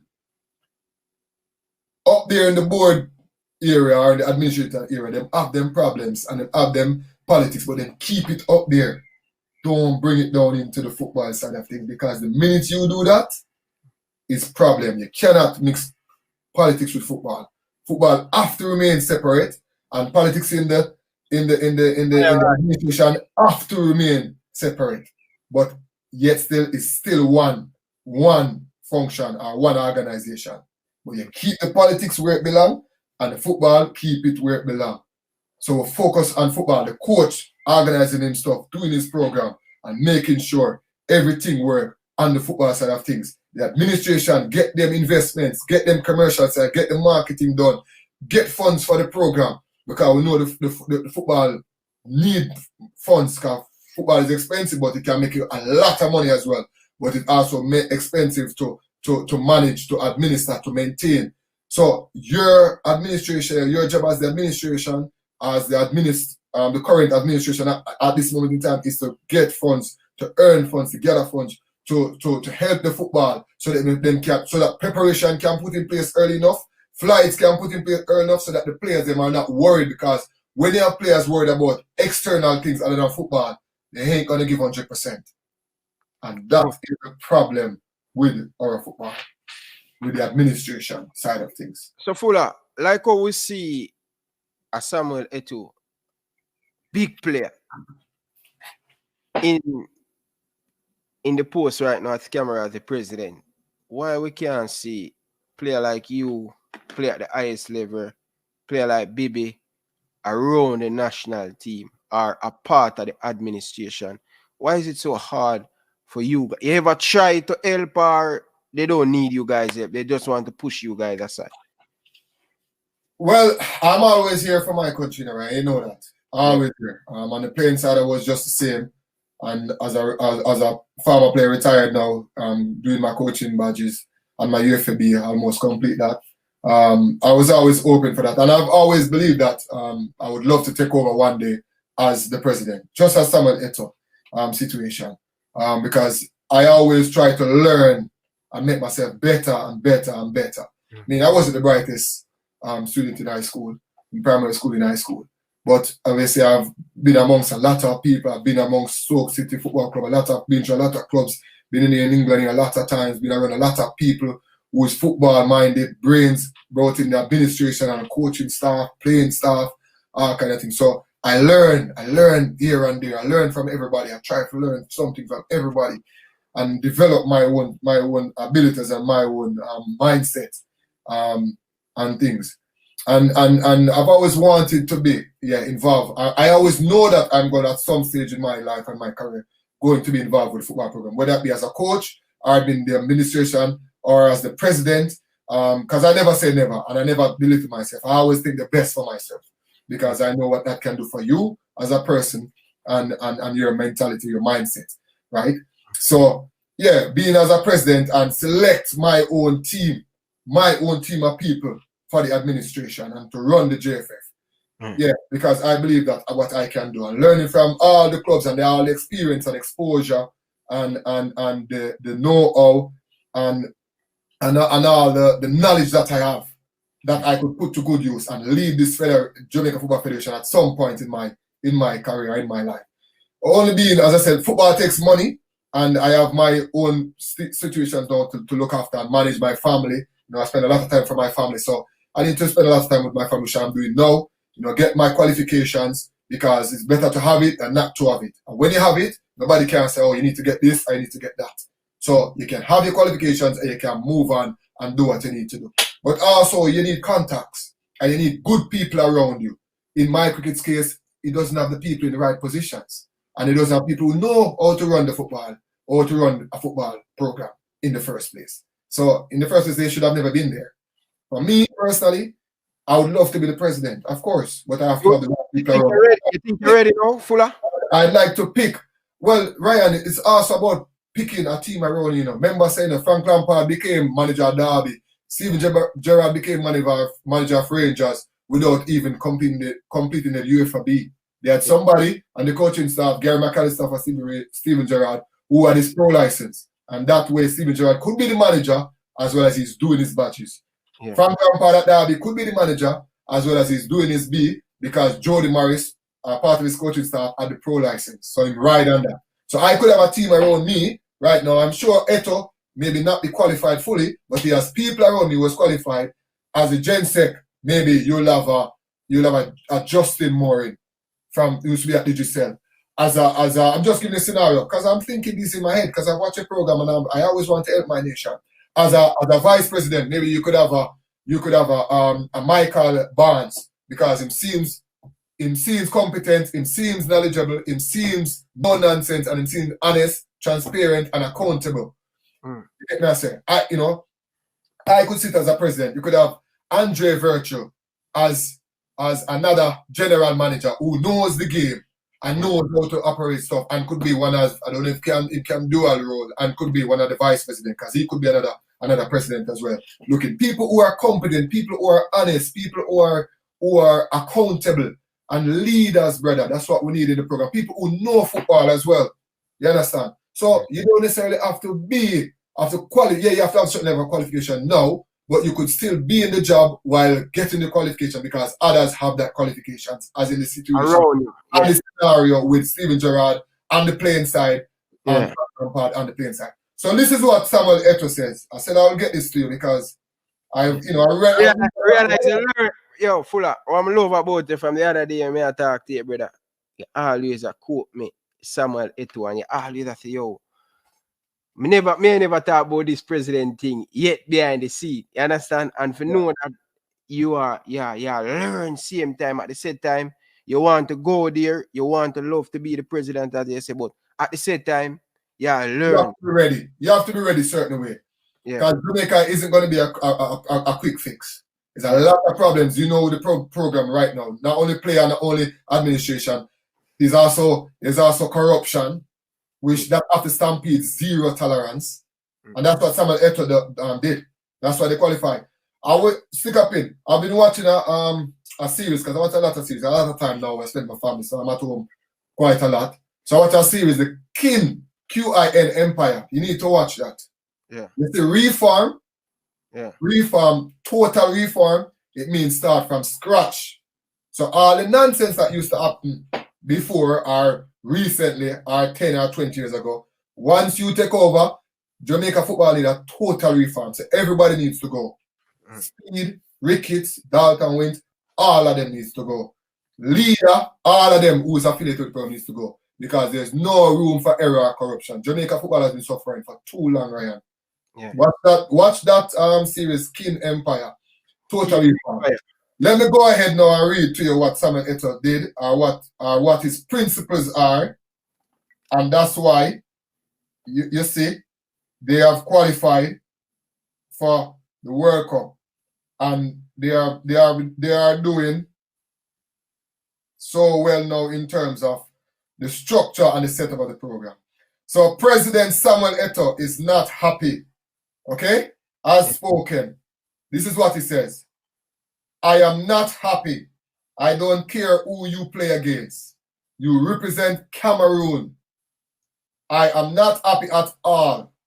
In my time, I missed the World Cup because I knew what problems I had. You understand? Yeah. The experience and the exposure and the know-how. I know what problem the JFF had during our playing time. Those problems won't repeat themselves while I am president. You hear that, Ryan? Let me repeat that. Yeah. Start over. Let me just read it fully so you understand. I am not happy. Hold on. When you take time to quote, because more write down some of the quotes. Come on, I can send it to you, man. Yeah. All right, send it to me. Yeah. I am not happy. I don't care who you play against. You represent Cameroon.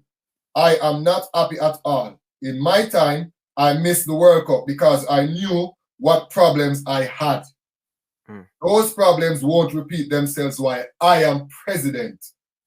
Those problems won't repeat themselves while I am president. Places in this team will be earned. Nobody, I repeat, nobody has a place guaranteed in this team. You must do your job. Whoever comes here to wear this shirt must do the job. Else he goes and I will be happy to have the children play. I sat where you are years ago. I know some of you are thinking he is stupid. But I tell you, I was the best. I know why I failed. You understand? I know, you hear what the man said? I know why I failed. I will give you everything, even my life, so that you be in the best condition. I fight with everyone to put you in the best condition. You sit here, that's preparation he's talking about. You sit here and have no idea about battles I fight for you. When I come here, it's about Cameroon. Guys, there's nothing more beautiful than Cameroon for me. I will give my life for my country.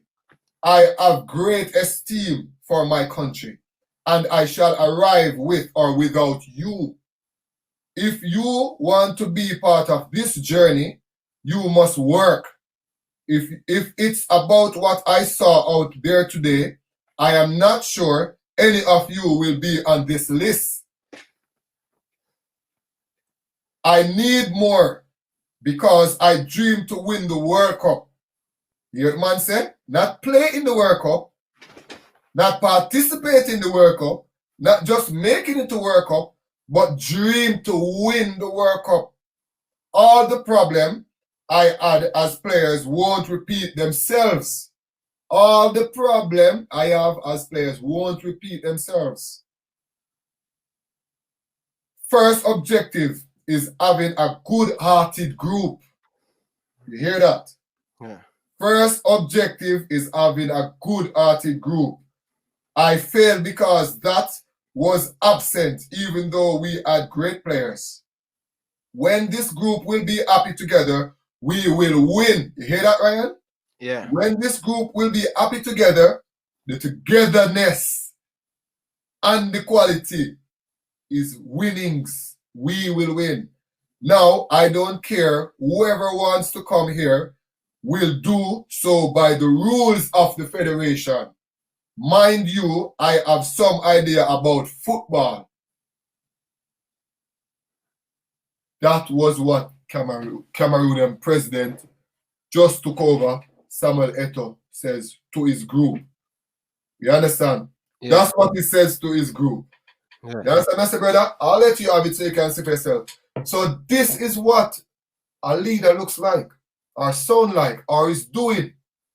You understand? Yeah. You have to lead from the top with no prejudice, partiality, bias. You have the experience. You have the knowledge. You have the know-how. You have the exposure. You know the problems when you were there, and that's why you never qualified. So what you going to do? Become the president and don't change that? Yeah. Or don't rectify that situation? Then how it going to get better? You understand? You know the truth. You see the truth, but yet still you believe the lies. That is stupid. You understand? Yeah. And surely Samuel Eto'o ain't stupid. Hmm. You understand me I say? You know what I'm So you can be the president of Football Federation, and all of these things been happening for so many years, and we've been losing. You don't love your country. You haven't been achieving World Cup qualifications, much less winning the World Cup. The Gold Cup, we have problems after problems. God bless the boys them while they make it to the semi-finals 2 years in a row, or quarterfinals, or finals 2 years in a row, and lost out to the US and I think Mexico. God bless the guys them all them that they have to face. But the federation have been going on for too long with so much of these problems, incompetence, you know, the ineptitude, the lack of transparency and the lack of accountability. All these problems that they're leading with no leadership quality whatsoever, and we've been failing for so many years. And you say you love the country and you're still fighting to keep your job, and you're not getting paid. Anybody who said they're not getting paid and want to stick with the money, I want to stay there and you're not getting paid, they're telling lies. It's obviously lying. Which man is not getting paid and keep failing and still be in a job? Yeah, and if you love your country, don't you give it to somebody else who can do better? Even if you done so well and you've been failing for so many decades or so many years, from 1998, you've been failing. And I mean, yeah, you have previous people before him, but you fail what, 2 years, 3 years running now? And you still there? Come on, man. You don't love your country. These people don't mean Jamaica any good. So that's what Eto'o says. Fuller, I am going to be the first one for campaign for you. Because I'm telling you, bro, when people ask who to be the next president, Fuller, for be honest with you, I don't know. You know why? Because you have good people in about conflict of interest. You has been and that one of the problem for us or football. We do have a lot of people where, I'm not going to say a lot of people overseas, but too many people in Jamaica, when you look, them attached to a club. Man like you play for Tivoli from your 18, brother. Yeah. You have the love for Tivoli, you know. 17, yeah. But in a strong because you're away for so long. Yeah, right? man, but remember, remember Ryan said I have my responsibility here, so I have kids here. So that's why I said I have my battles to fight here right now. And, and also don't forget, you have to, as I said, Jamaica isn't going to be a quick fix. So whoever is taking charge when that time comes, going to be the new president, has got a lot of hard work to do. No, that's what I'm saying. It's total reform. It's got to be zero tolerance, as what Eto did. And that's why they achieved qualification, Cameroon, because he was no nonsense. He know the problems. He know all the situation that they have. That's why they never qualified. Both on and off, on the field and off the field. And this is what he went in straight away and changed all of that. The first time, the first day in office, the 5 workers were come late, him sacked them. Because he told them already, said, listen, zero tolerance, everything here is changing. If anybody come late, that is it. The 5 workers never come late, get sacked, he replace them. Big president. So you know, say the others who saw that what he did, them have to make sure them straighten up themselves. Yeah. You understand? So this is what we need. Total reform and no nonsense. Like Mikey Barnes tell you, he might try to tell leader, me see the program, say that's a conflict of interest. That's a conflict. Him still say they want to this manner. Like him not realize say him and Speid is a conflict of interest as well. You see politics, you can't mix politics with football, Ryan. And them man they seem like them not too much, them too political. I am for football, Ryan. I don't want nothing to do with politics. Yeah. I am football. On the field, off the field is football for me. And that's what we need. That's what Jamaica needs now. That's what Samuel Eto'o is doing to Cameroon now. Football, him dealing. The rest, the administration and the other people in the respective positions, qualified and specialist people in the respective positions to do their jobs, and everybody can achieve, like a divisional labor. The midfield does his job, the striker does his job as scoring goals, the midfielder does his job as passing and tackling and recovering the ball. Defender does the job. The defense does the job of recovering the ball, defending, stop people from scoring, passing out to the midfield. The goalkeeper does his job of saving shots if there's a shot and goal. Everybody work together to achieve a goal. But put that on the wider scale now. The administration, the team, the investors, and the commercial side of it. Working together to achieve one goal. Everybody doing their job. The people them say, I watch your show, brother, you know everything go on. Okay, brother, because that's my way of staying in loop with my island. Just as I read the Gleaner every day, the Observer every day. I read not most of the Star, but the Gleaner and the Observer, I read them most of the time. I watch your show as much as I can when there's certain topics being discussed. Because you know, so every topic I follow. Because you know, as I say, I'm for football. I like to stay in the loop. I like to help the nation. That's why I say, I have to prepare myself. How am I going to prepare myself? If I don't have the knowledge I've been missing for Tivoli for how long? I don't say as much of the JPL as I can because I don't show here in England. If you don't do show in England, I'm waiting at the morning. I have to go to bed. I have kids to deal with, school run, I have my UFB, which I'm doing.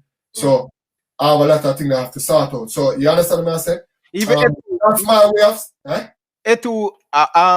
Joel Matip want to play back for and what he told him? Man say, nope. Exactly. Why? Just because I didn't want to bore you with reading that. I could tell you. Remember, I follow one of my ball, and drag by my ball and drag by my bony fine, man. The man they nasty and they ill me and come up, you know.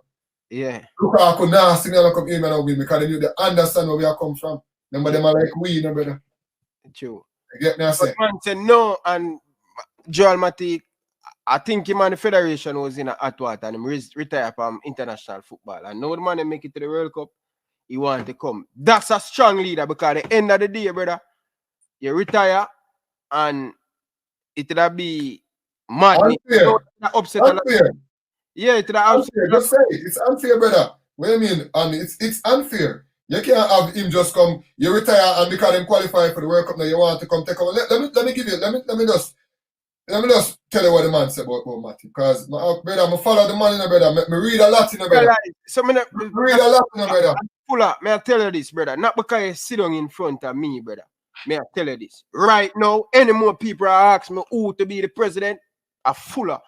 One brother, you have to improve myself, you know. You have to improve yourself, but as a long... When you're perfect, you know, so we have to try to be better every day, and try to improve yourself. Important thing we said a while ago, the most important thing when you said to me a while ago, that's what I mean. Say, anybody asks who me gonna be president, I full of my child. You know why? You see what you said to me? You're a big player, you have your money. You don't have your ego. You hear what you just said? You're going to get the people around you. To help. It's a team effort, brother. As a Brother, team. it's a team effort. No matter how much money someone Eto have, it's a team effort. You understand? It's a team effort. You understand? Because you're going to need investors. Because football take money, brother. You all see how much money the JFF has spent, but are them really spending it in the right areas? And how much money they get from the SDF fund, from the government. I mean, them could get more money from commercial stuff, but they're not marketing things properly, you know. But there's a lot of things to talk about. Let me just tell you. Yeah, man. What Eto said about Matip. Because remember, I read a lot and I follow them, man. These are people that I have to follow because I look up to these people. Because I want to emulate these people, brother. People who I want to emulate, I have to follow them. I have to follow them closely. So this is what Eto said about Matip. Samuel Eto strongly rejected Matip's request to be recalled to the Cameroon national team for World Cup. This is what he says. This is a national team.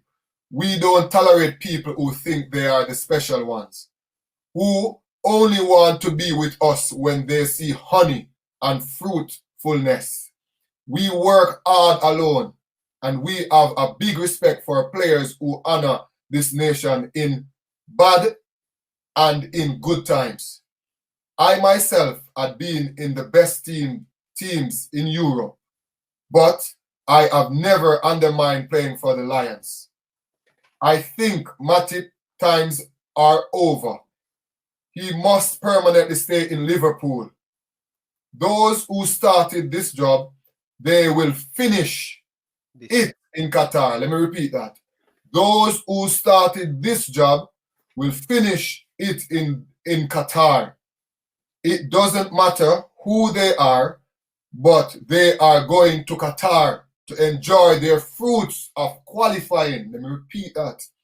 It doesn't matter who they are going to Qatar to enjoy their fruits of qualifying, meaning they are the ones who toil on the earth, broke them back, hard work to achieve qualification, right? No one will eat their fruits of success but them. Let me repeat that. No one will eat their fruits of success but them. That the man said, brother. Yeah. Hear that? Yo, Fuller, that's a big statement the man making. Because as president, I'm tired to tell the president, say, yo, when you're a president, you have to the big thing them, you have to stamp a class, brother. Joel Matip playing for one of the best teams in Liverpool right now. Who do want Joel Matip back in them team? Yeah, that's not the point. That's not the point, brother. It's the disruptiveness in my cause of the group. Because you don't play with that one man, you disrupt the group. Just like what the Federation did just before the World Cup qualifier. Why didn't you do that? Then preparation a long time before we look at those players that was coming in from wherever they were coming from. Why you bringing them so close to the qualification? You disrupt your flow. You upset the group. So the cohesiveness, you lost that. The togetherness, you lost that. The compatibility, you lost that. The balance, you lost that. And those things are very important, brother. Football and rocket science, brother. Yeah. And the reason why team win, when you think why team win, you think you just snap your finger and team win. You have to lead, you have to recruit, you have to prepare, you have to execute, brother. Most definitely, man. Fuller, I'm telling you, brother, these are the things we are trying to look a person. I hear what you're saying, brother, where you say you still improve. I like that, honestly. I like that. I like people honest. If you are not there and you say I improve, we accept that. But when you say you're ready. And when you get into the job, you start to feel. Right now, I tell you, Fuller, we need player like you in the thing because at the end of the day, some of these man when I JFF they even play football, let them know what it feel. Not going to that feeling. Especially with the problem with the JFF where the football federation have, because it's not the JFF is the problem, you know. It's the current administration leading the JFF at the moment. Yeah. Being those people, you know their names already. You understand? They are the problems. They don't understand certain things. And that is why you have so much problems. You understand? Need football people, specialist people doing their jobs, football who understand the thing and know to fix the program. And also honest people to Ryan. Honest people, Ryan. When I say when me come here, don't forget, you know, the Jamaica mentality, laid back mentality, we're late here, we're late there.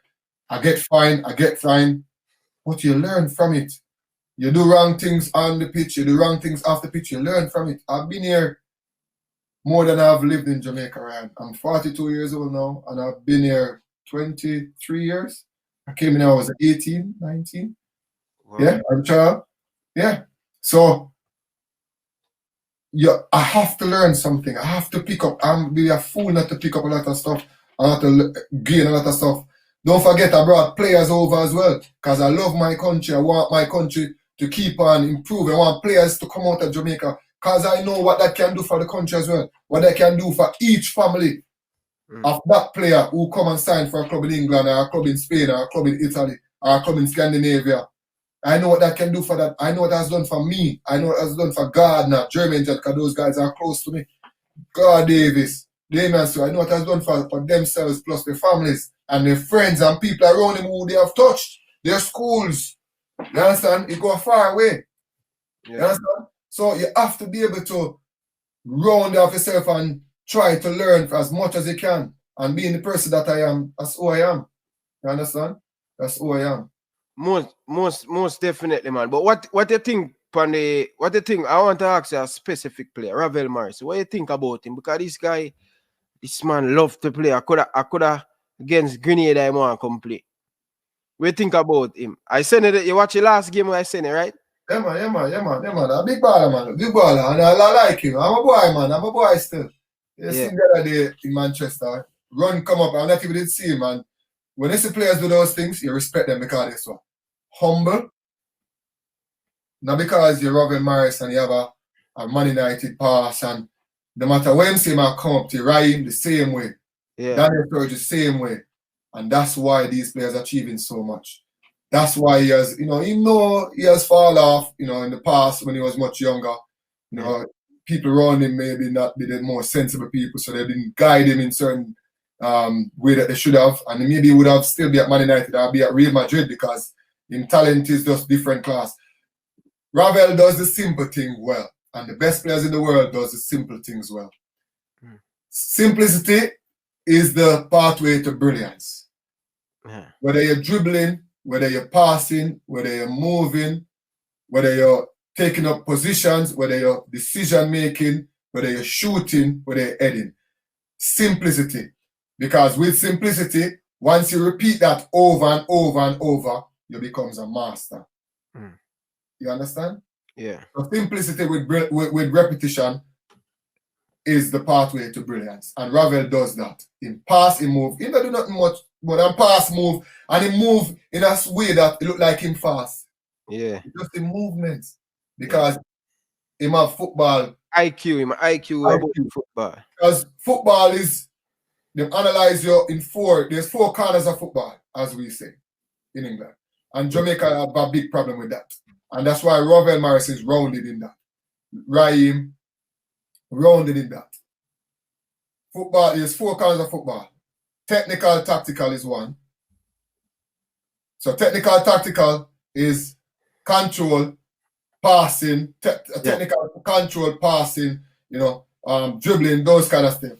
Tactical is your movements, where you position yourself, moving to all these things, right? That's one, technical, tactical. The second one is physical, aggression, agility, speed, skill, endurance, all those kind of things. Those are physical. Then you have psychological, which is the mindset, the mentality, the toughness. You can still go, even though you're tired, you still can go. You understand? Those kind of things. The will have to be stronger than the skill. You understand? Those kind of things. Right? Psychology. Mindset. Okay? Yeah. Area to pick up on the field. That's psychology. Where to position yourself. Decision making. That's psychology. And then the social side of it. Right? Or you get along with people in the changing room. Or you are with this group of players. If I bring Matip into the Cameroon team now, will he upset the group? Of course, he will upset the social balance of the group. So that's the social side of it. So football there's 4 colors of football: technical, tactical, social, psychological, and the physical. You understand? Ravel Morris is rounded in, tick all those boxes. So that's why he's a quality player.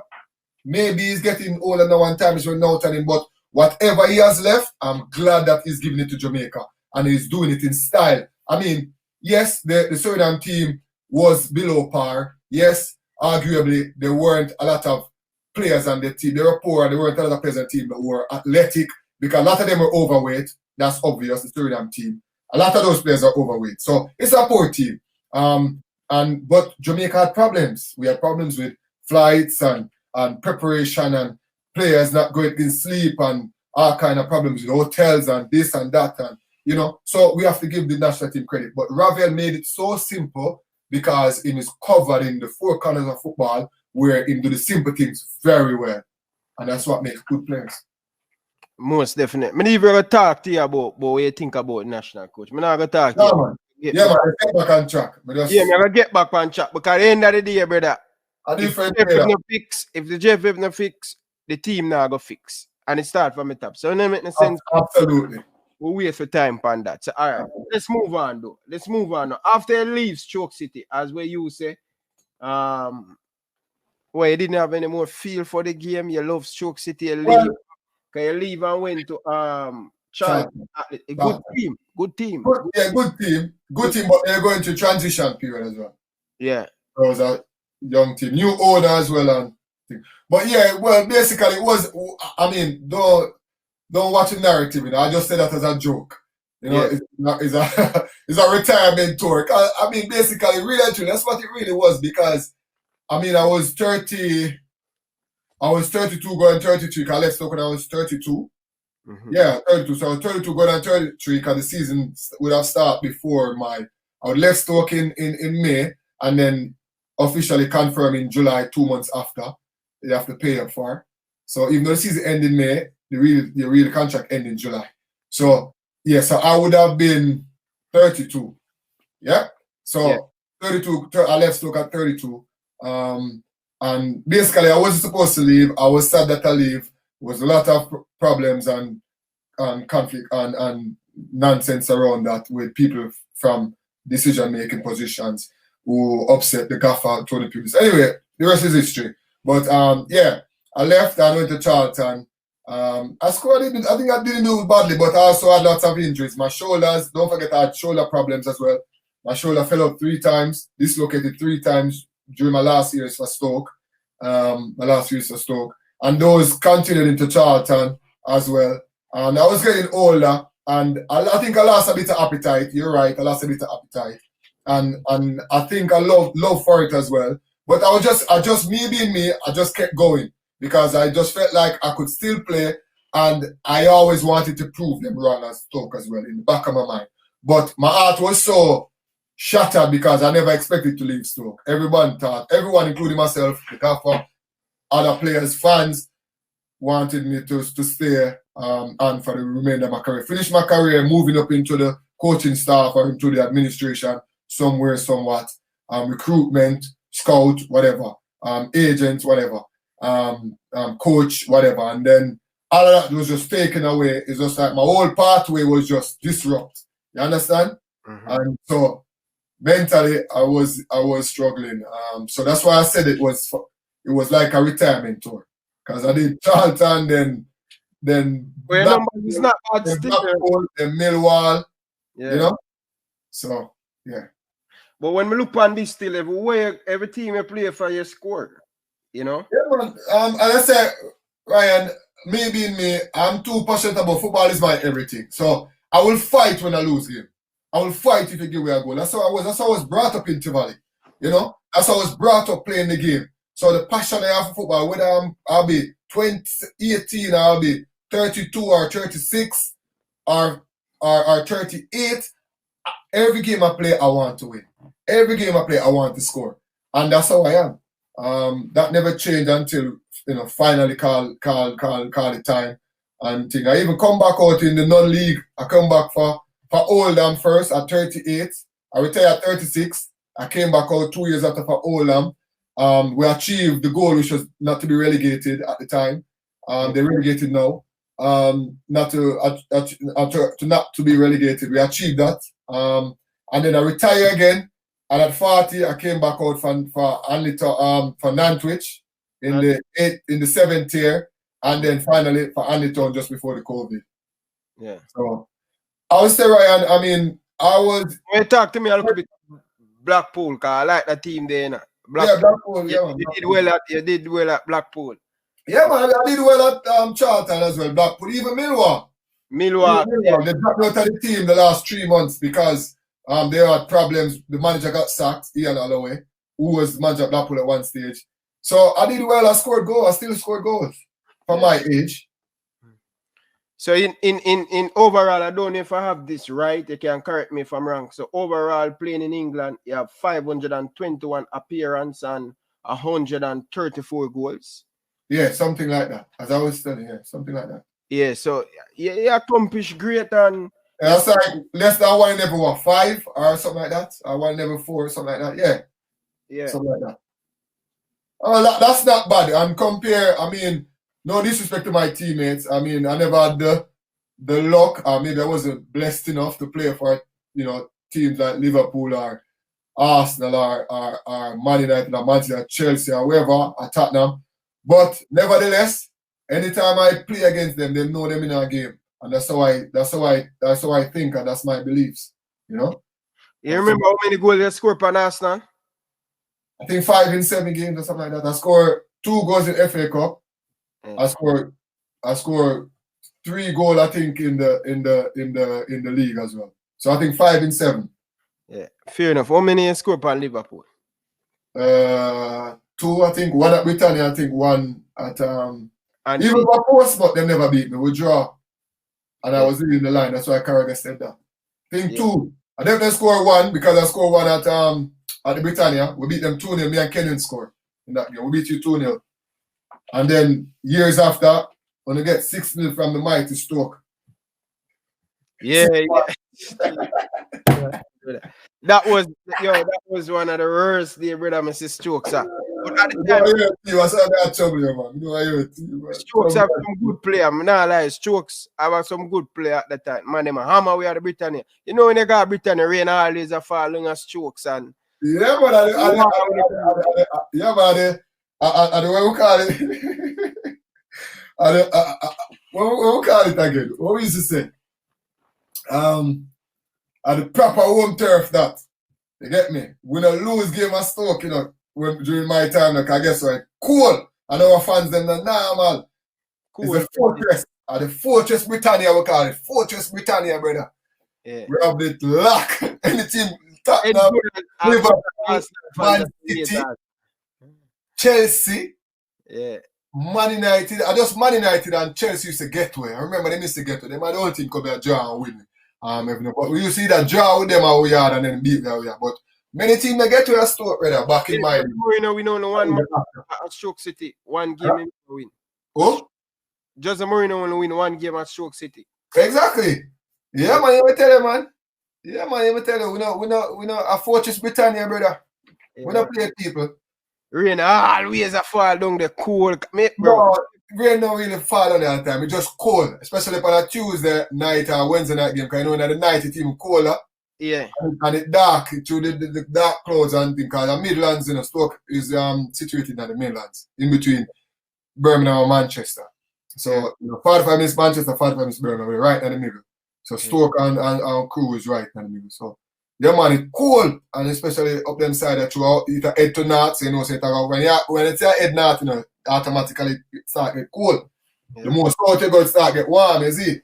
Yeah. Most definitely, Bridging. Yo, Fuller, I'm telling you, Bridging, I really appreciate you come and sit down with me and having the discussion, Bridging, and it's a pleasure to have you, Bridging. I have Marlon King. I want to tell it to you, brother. Yeah, and Marlon. Right and respect, brother. Man, score goal and perform, brother. Because it's about performance, brother. Remember, you can't, even as a coach and fans understand, you can't really control results, but you can control preparation. You can control before that recruitment. you can control before that. Leadership. You know, as a leader for controlling things. So as a coach, even as a leader, as administration, you can't really control results, but you can give the coach then the tool. You can organize people like Simons. You should carry the team to Brazil months before. So we have a month in Brazil training camp. We play against Sao Paulo, play against Flamengo, we play against Santos. You know, we're training camp. You know, we travel down to Trinidad, we travel to Westmoreland. We play a Westmoreland all-star team. We stay at Beaches Hotel. We're in a camp for a month. We go this out. We go to Europe. We go Scandinavian tour. Those things are priceless and very much important for your success, you know. For a younger team or a team that try to gain experience, you know. We might get beaten bad from now we're 6-1 or 6-0 and 3-1 or we lose 2-1 against Sweden and then I come back and we win 2-1 against in a charity game against a kid at New Mona. But those things set me, Robert Scarlett, a lot of other players, Kevin Deere, who was traveling to that team at that time, set us in good stead to go on and have good careers. Jermaine Johnson, all of those players. You understand what I said? Yeah. Don't forget, that's what you do. So preparation, leadership preparation, leadership recruitment preparation and execution. Those things are important. You understand, bro? Those things are important, and that's what you can't really control results. But if you can get those things right, oftentimes the results are gonna be good. Yeah, preparation is the key. Them said it all the time, Bridget. Yeah. You fail to prepare. You're prepared to fail. So You're prepared to fail. I believe in that. I believe in that. Absolutely. But before that comes other things. You have to have recruitment. If you don't recruit right, who you have, your preparation could take 10 months. Well, if you recruit right, the preparation could take 5 months. You understand what I'm saying? Yeah. So your recruitment is also important. And before that, the leadership is important. So it's a cycle, brother. Just like any organization, brother, whether that be work in a workplace, is a reason why you have certain people in certain positions. So them have to set things down the line, and it can cause a ripple effect, or it can cause a domino effect, depending on how your performance and how you lead. You get me? Most definitely. Virgin, I have a few more things quick. It's just going to be quick, right? People, as usual, smash the like button. Let's get the video to 320. Big interview this, you know, and stop playing game with the like button. Fuller, right? I was reading and I come across this. Quick, Daniel, this girl, music girl, how much money she take? What go? No, I want to mention that one there. All right, let's move on. Best player you play with. Eh? Best football player you play with. Play with 4. There's a player who played for Man City named Berkovic. I mean, I lie. When we there at Portsmouth, there's a midfielder. You have to look him up. Yeah. Brother? Different class. I think he went on the verge when Man City started to rise. Mm. The man was like Fernando Redondo and who I want to say was skillful midfielder, I want to say. And maybe Diego Maradona, because you know Diego Maradona was a midfielder, but not so much Diego, but Fernando Redondo, brother. Yeah. The man could have seen a pass with midfielder. So I would think him, because I played him at Portsmouth when I first come. Why Yakubu scored so much goal is because of him. Because the pass that he was making, man, obviously you have to make runs to strike. You have to put it. For that little question, do my ask, brother. Why me ask? Yeah, man. We have him, but also don't forget to play players like Patrick Berger, who played for Liverpool, another general who played me at Portsmouth as well. Who else? James Beattie. Don't forget players that I play with. I mean, a lot of lower league players. But them did well for themselves, you know. They did well for themselves. Yeah. All right. Fuller, why Jamaican people? They must say, yo, why you get this name, Wiley Boo? Where you get this nickname? Yeah, man, I get that name, brother, because you know, say, growing up in Tivoli, man, I play street football when I was youth, and I used to love cartoon. So there's a cartoon used to come on there every 4 o'clock named Thundercats. Remember that cartoon there? Yeah. Thundercats are on, you know, Lion No and Wily Cats, and anyway, a cartoon named Thundercats. Some of the viewers them might know that about. And this particular character named Wily Cat used to have him ear wild. Because I used to grow my ear in the bed, I used nothing. But also, don't forget when back in now in Jamaica, when you're skillful, they used to call you Boo, Brocky Boo. Remember when you're skillful in the man of Jamaica, Brocky Boo, them calling you Brocky Boo that. You get me? Because you should broke man out of them shoes and out of them boots and out of them socks, you see it. So every 4 o'clock now, I play ball on the highway, on Tivoli, we do live on here name highway, in the road. So every 4 o'clock, I used to run off for the field and go catch Thundercat, and Thundercat done. I run off back and run, come start play ball again. Yeah, youth, you know what I'm saying? So a youth, and one of the big man them say, should them know say I love Thundercat, say, and to me say, shift up people when I play, them call me Brocky Boo. So the man say, oh, him look like the character, so to me have me ear, just like the character in Wiley Cat come. I love him. You get that? Look at character in the cartoon, and him just put it together and say Wiley Boo, because Wiley Cat. Yeah. Wiley Boo that man, because to me used to kick back and used to run fast, you know, push the ball and move and block people, and basically I can't stop run. You get me? I say shift up people and shoot from anywhere. It's like every time the ball I play, I participate in every moment of the game. You know, like someone would participate in 10 minutes and the game at 90 minutes, I'm gonna participate only 30 minutes, and I participate for maybe 80 minutes, 85 minutes. In the everywhere the ball in the day. Yeah. So the man say Wiley Boo, brother. I know and Jamaicans from a man give a nickname. Stick. With your brother. And from them time, I remember 6 or 7 years old, I nickname my brother. Wiley Boo, and that stick with me right to brother. So I get a nickname the Wiley Boo. Fair enough. Which team are the favorite team you love to play against? Every time you play against him, you think you have a good game, are you going to score? Well, I score a lot more against Arsenal, no doubt. Obviously, my career, it's quite evident, quite clear. Yeah. Obvious, yeah. But I love play against hard teams, the top teams, because I love try prove myself against them, because that's why I believe that's why I'm there. I believe that's why I'm playing. I'm not play for make up number. I play for prove myself because I want to play for one of them teams there. Obviously, I've never had the opportunity in my past because of whatever situation, whether it be injuries or whatever. But I never had the opportunity. But all the way you're going to prove yourself is playing against the best, because I always think I am the best. I always want to be the best. So all you're going to be the best and test yourself against the best. You have to play against them. So I love playing against the top 6, the big 6, I should say. The Tottenham, the Liverpool, the Chelsea's, the Arsenal, the Man United, the Man City. And I've done well against all of them. In fact, I've scored against 4 of them, I think. Probably just Man United and maybe Chelsea. I haven't scored that.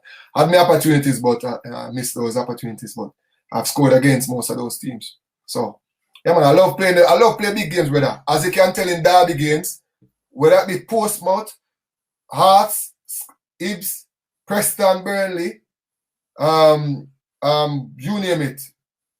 Birmingham, Stoke, Stoke Wolves. Remember, Stoke, West Brom. Remember, Stoke and West Brom is derby, you know. Stoke and Birmingham is derby, you know. Stoke and Aston Villa derby because we're in the same region. Yeah? Stoke and Wolves is derby because we're in the same region. Check it. All of them team there, when I ramp with them, net back shake. And that me believe. So you have to be confident, brother. Yeah. You have to play the best to be the best. And you have to prove it too. Yeah? You have to instill that in your mind. You have to work towards that. So when we play them team there, I love play against tough team, because that's what I always want to prove, that I am somebody. Not only just a little boy from Jamaica, who from Tivoli, who from the ghetto, but a boy who has come and prove it and done that. You get me? Yeah. Yeah. Most definitely. All right. What do you have to say to the fans before we close off? Because I know it's a go. What? Yeah, man, well, you know, thanks for all the support over the years.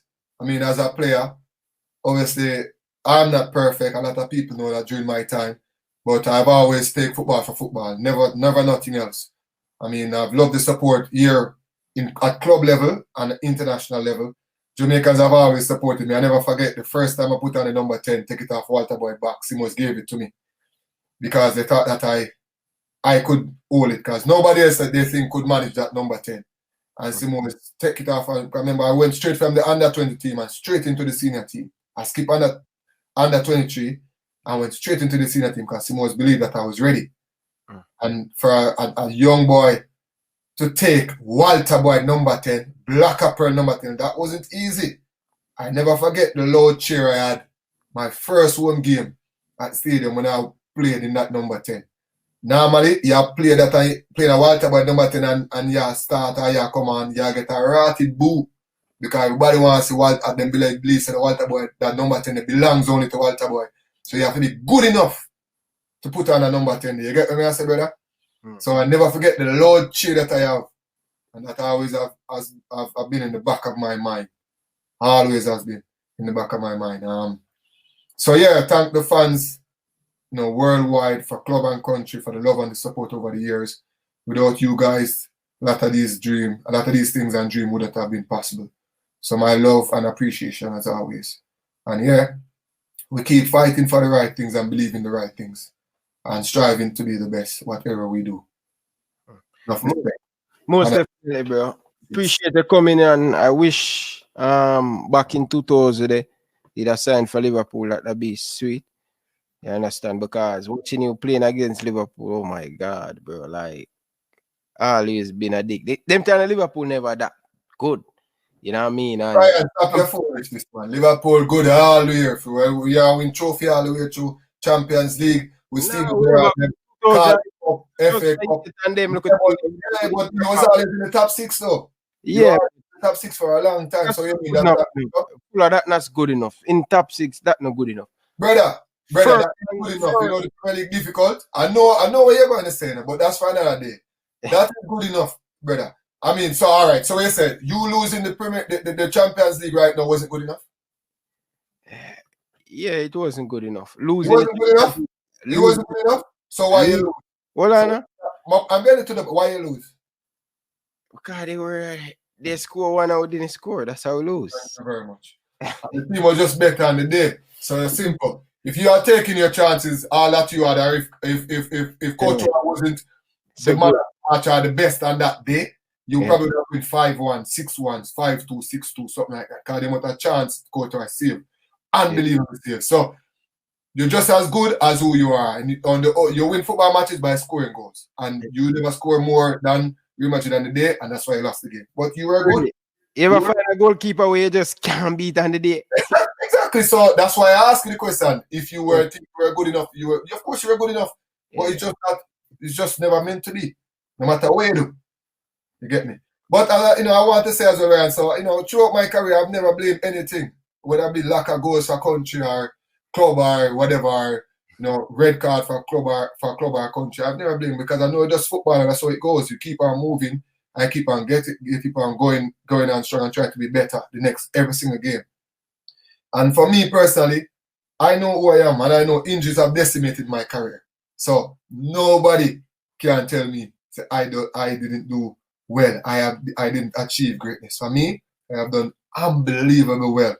Come from where I come from, and the obstacles that I have to face, and the difficulties that I have to face to achieve all that I have done, is nothing short of brilliance, brother. Brother, I remember my career ended before it even started. People can know that. And all that I have earned and achieved wasn't easy. We should show you have earned a lot tonight, what I have said to everyone here. You understand? So yeah, I know who I am, and I know that my career has been decimated through injuries. Regardless of that, maybe I could have ended up at Man United, Man City, Real Madrid, Barcelona, who knows? But it is what it is. I just kept going and believing myself, and that's the most important thing. Keep going strong. Yeah, most definitely. Reggae Boyz fans, here you have it. We have the legend at Fulham, legend at Stoke City, my bad people. And Full, I really appreciate you coming in and take the time, brother. 3.5 hours you give me, brother, I can't tell you how much I appreciate your time, because when you're in foreign, time is very important. You could have did right now, you could have lead on with your wife or help your kids doing something and to know that it takes. On tomorrow morning, so I have to go to bed though. Yeah, Bridget. I have my coaching lessons sessions tomorrow with the college. Alsager College. I'm doing the UFAB with the college. So we have training Mondays and Tuesdays. Yeah. Boys, they're under 18s. Yeah. And then Wednesdays they play games. So I have 1 week, I think it's 1 or 2 weeks leave. And I have 5 games to go. So I don't think I'm gonna finish the games in time, but I have to call the tutors to explain. So hopefully they'll pass me. So that Lycée can coach the Jamaica national team? Yeah, man, you can have be minimum. Be minimum to take part in most things. And then you can have somebody, as I explained to you with Steven Gerrard's case and Frank Lampard. Yeah. Somebody who have like Paul Hall, I think he has the pro license, the highest license. Yeah. So therefore I could be in the setup with Paul Hall. Okay, so you could be the head coach and Paul Hall still be the backup. Hey? Sorry? You could be the head coach and Paul Hall have just be the gaffer, yeah, the boss, something like that. Something like that. Same setup like that setup can work as well. Yeah, Bridget, I wish you can when you get your stuff and I wish you get something, but I tell you, bro, we need somebody to be the president, not attached to no club.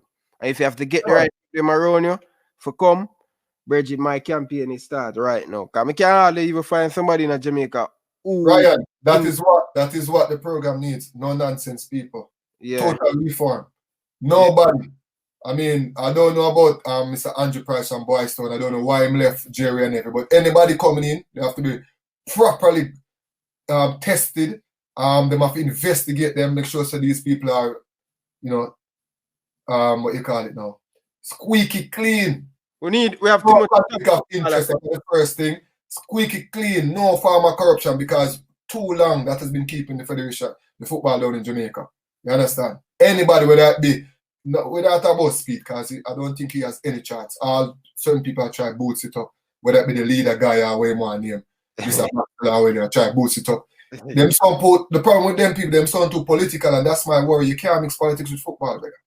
Them too political, brother. You have to keep politics one side and football on one side, brother. And them they can't do that, bro. And if they can't do that, it's gonna be a problem over again and over again. And all them are trying to squeeze in them own people. It makes no sense, brother. If you have people, no nonsense people, brother. And I say whoever is in charge has to get proper people in a specific and rightful positions and no nonsense people. I told you what Samuel Eto'o did, and you hear it from the pieces that I read. Yeah. You hear it, and that's how you have to be. Yeah. Belgium went back 8 years, missed 2 World Cups or something like that with the group that they have now, which they call the Golden Group, the De Bruyne and the Lukaku, the company or whatever. Hazard. They missed 2 World Cups to get that group together, because they keep that group team together and then achieve world ranking 1, 2, 3. I think they're in the top 4 for the last 10 years or something like that. Yeah. Then Nigeria skip a World Cup because they had problems with corruption and them things. And then the next World Cup, they made it because them kick out them reform the federation. Same thing that Belgium did. So sometimes you have to make sacrifice to achieve long-term goal and sustainable long-term goals. Yeah, and consistency when you reach there, like getting qualification for every World Cup thereafter. You understand? Or thereabouts. Not feeling miserably when you have a strong team. You get me? Yeah. Right? Most definitely, Bridget. Appreciate it, Bridget, from the bottom of my heart. Really, really appreciate it, Bridget, and stuff. And thanks for the kind words you give me behind the scene. And thanks for watching the show, Bridget. And I appreciate it, Bridget, and thing, Bridget. Not about love and respect, Bridget. Right? So when you hear, make sure when you hear all over, you know when all my things stay. When I talk about somebody, I say president, the chain is on. So make sure you get ready and prepare yourself. 2023, now they run the corner. You never know what can happen. Me on a campaign right now. We want somebody we're not part of the club. We want somebody have them own money. No money, that are the next thing. You know money, you have your own money. Them money, them never hold such and such money. So when them see the money there, you don't think they want a piece of the pie. They want a piece of the pie. So brother. Yeah, but also remember, say it's also sponsorship. There's other ways of generating money which these guys don't know. I've said it already in my article. So there's other ways. Remember, there's sponsorship, just like any other national team. Where you think run the money? You think the people that run the FA England, they have their own little money, yes, but most of it come from the sponsorship, and then use it right. The most important is use the money right in the program. You not take the money, I take most of the money, you get me? Which Mr. Michael Barnes explained that. But Ryan, I also want to say, you have to make Prince part of the analyst team, and Prince. Science, Well on, brother. The man bad man. I like him analytic side of him and what him go about him. That's what him do for the Those kind of people have to be in the program. Those kind of people could be in the program too, even now. Because that's what you use. These that's why every football have their own departments, you know, brother. We have every Monday after a game, you know, Stoke, you know, we have video analysis, you know, where they show you how much distance you cover, how much shots you take, how much passes you make, how much time you touch the ball. All that for every single player, you know. You analyze the game, you know, where we should have do, which part we should have run, when we make that run, why that goal score, why we never make that pass, why we weren't in this position at this moment of the game. The man sitting on the computer just do it while the gaffer explain it, you know. That's why I'm saying Jamaica need these kind of people. Sports science, the analytic people, the analyst system. Yo, you know, so a businessman called me. Sorry, the analyst system. You get me I say? A businessman called me yesterday. Science, you get me? No, but he could be working for the company and getting paid too, getting proper pay. What you mean is business. Yeah. A man called me yesterday the same youth prince, a businessman come and say, who is that guy, Ryan? Because Ryan, not because 100 people now watch it, but who is that guy? I really want to get in touch with that guy. Man, these kind of people need to have specialist people and proper people in each positions. Yeah. That's how you are going to get more out of what you're trying to do than less. You have people who don't understand the program, so you're getting less, you ain't getting success where you should get success. Yeah. You're struggling to get success. Yeah. Departments and incompetence and ineptitude you're getting. You understand? Yeah. That's why them can't. They're not being accountable. They're not being transparent because them can't show nothing because there's. You get me? Yeah. So yeah, man. But enough respect, brother. Yeah, man. Appreciate it. That's one of your thing. As I say, I love the program because you're a better fresh air. You talk it as it is. You're like me and Michael Barnes and all those other people that I've seen, and you're not afraid to say it as it is because you want better for the country, and you're a person who was in the football and you understand the football and you want better, and you're not afraid to say it, you know. And as I say, I speak of truth, I have no friends. Yeah. You know, and when you're straightforward, is the best way to be. At least people know how to deal with you. Then they know not to come to you with nonsense. Yeah, that doesn't make sense. You get me? Even you, bro, but like watching the interview, me I say, bro, the man I gotta tell it as it is, bro. He's not gonna dodge from the question, man. Just get to the straightforward. And me like them people there, brother. Me like them people, and even one next youth, I'm showing him JT Taylor. A lot of people don't agree with him when him say at the moment when him speak, but because him not saying what everybody has said, and them not understand, them not realize. After when the game done, him I say, boy, he mean right, you know. They always disagree with him, but after the game, they must say, see me tell you, all of them are come back from conference because him not say what the average people are say. So yeah, even me, he has his thing, you know. But the thing is, with JT, you know, he tried to be a little bit. No disrespect to the guys, JT. He tries to be a little bit disruptive, or should I say, want to go against another person without hearing their point. Even though somebody is a little bit less than you or either, everybody has their point. Sometimes you need to listen, not really just listen to reply or to respond, but listen to understand first, and then you can analyze or articulate, and then you respond or you reply.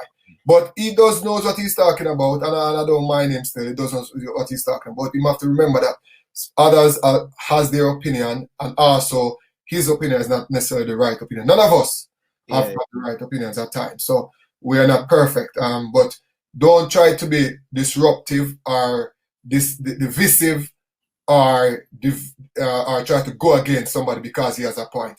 And it's always like trying to make it like a clash. You don't need to do that. Don't make it a clash because you both try to achieve the same thing, right? You both want the same thing. Understand? And sometimes you have to agree to disagree.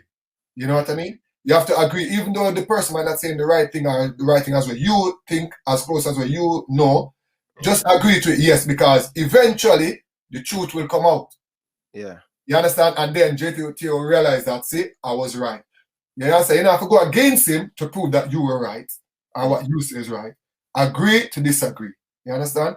But I mean, you have some good guys doing the stuff, you know, Guna guys, Formula, coaches there. So now a lot of you guys are tuning every now and again as much as I can. Right. Because Addicted. that's why I'm staying in the loop of things, because I said my business is with the federation as well. I want to be a part of it at some point when that time comes, when the time is ready. Nothing happens before the time. But for me to be ready, I have to be totally dedicated and committed for this program, because it's going to be not going to be easy. It's a massive fix. Yeah. JFF is not an easy fix, brother. So you have to be totally committed and dedicated to that program. But you guys can make a big difference as well, because I'm sure you're doing now, you know, with players coming in, and when the players don't perform, you get on the case. Because players want to trust me. There's no player go on the field want to lose. They always want to win, but sometimes it happens that they don't perform. And sometimes when you get on their cases and analyze their game, the players go back and hear that, then they want to do better the next game. And oftentimes you find that they do better because what programs like you guys. But you know, keep going, guys, keep going. All right, guys, I'm going to leave you guys. I have another show to go up on in England. So Liverpool thing. So people, thank you guys for watching. Fuller, thank you very much for coming. Really, really do appreciate it. People, smash the like button, support the thing, share this interview, get the message over there. Ricardo Fuller to be the next JFF president. I'm going to leave you guys with my favorite moment of set me up, but thanks anyway. No, I've been looking for somebody who would not a part of our club and have the education. When the time is right, brother. When the time is right. It's a team. It takes a team. It takes a team, as in everything. And every success in life, you can, as you say, you can go so far as an individual. But as a team, there's nowhere you can go, you can't reach. You understand? So it's a reason why those sayings are made, you know. And the wise man quote those sayings, you know. Because it's the truth. When you have a proper team around you, trust me, you can go anywhere, brother. And for edition. Full and have the time for join the Reggae Boyz group right now. You might have the time, brother. But big up special edition. Yeah, man. Full them are discussing at the group already. And say we have a new president now. So hear it, bro. You're going to hear it, brother. You turn out to be a presidential candidacy. Hey? Yeah, man, bro. Look out for it, bro. Cause I have a couple more clips, so I go click out the video, and it will be over social media. So, but as I said, it's not that, brother. I want to emulate Samuel Eto'o. So, with a team, a proper team around you, you can't achieve, brother. The right people in the right positions is nothing you can't achieve. But we definitely need change in that JFF, in that current JFF administration. Yeah. All right. Bless up, man. No respect. One love, and keep it going, bro. Keep it going. And bless up to you and your family as well. Same to you, people. I'm going to leave you guys with my favorite football match of all time. The best team ever to play football. No other team. Don't make nobody tell you nothing. It's not Chelsea. It's not Arsenal. It's not Man United or Real Madrid. It's Liverpool. And the greatest game of all time. Peace out. Until next time, from my boy Ryan LFC and the legend Fuller. Peace. Can Jurgen's men rise against every obstacle in front of them tonight? Still Henderson, safe by the goalkeeper, and in by Divock Origi. And Liverpool have scored early. And Mane's in the middle, there's not much else to aim for. Now there is, it's in! It's Gini Wijnaldum for Liverpool! He's caught in a beauty! Wijnaldum! Oh my goodness gracious me! The unthinkable! The unbelievable! Liverpool are level from 3 down against Barcelona! The raw emotion of what's going on in this game. Early goal. Origi! Liverpool discovered it! What a piece of quick thinking from Trent Alexander-Arnold! And Divock Origi has 2, and Liverpool have 4, and they are on the precipice of the greatest night of European champions.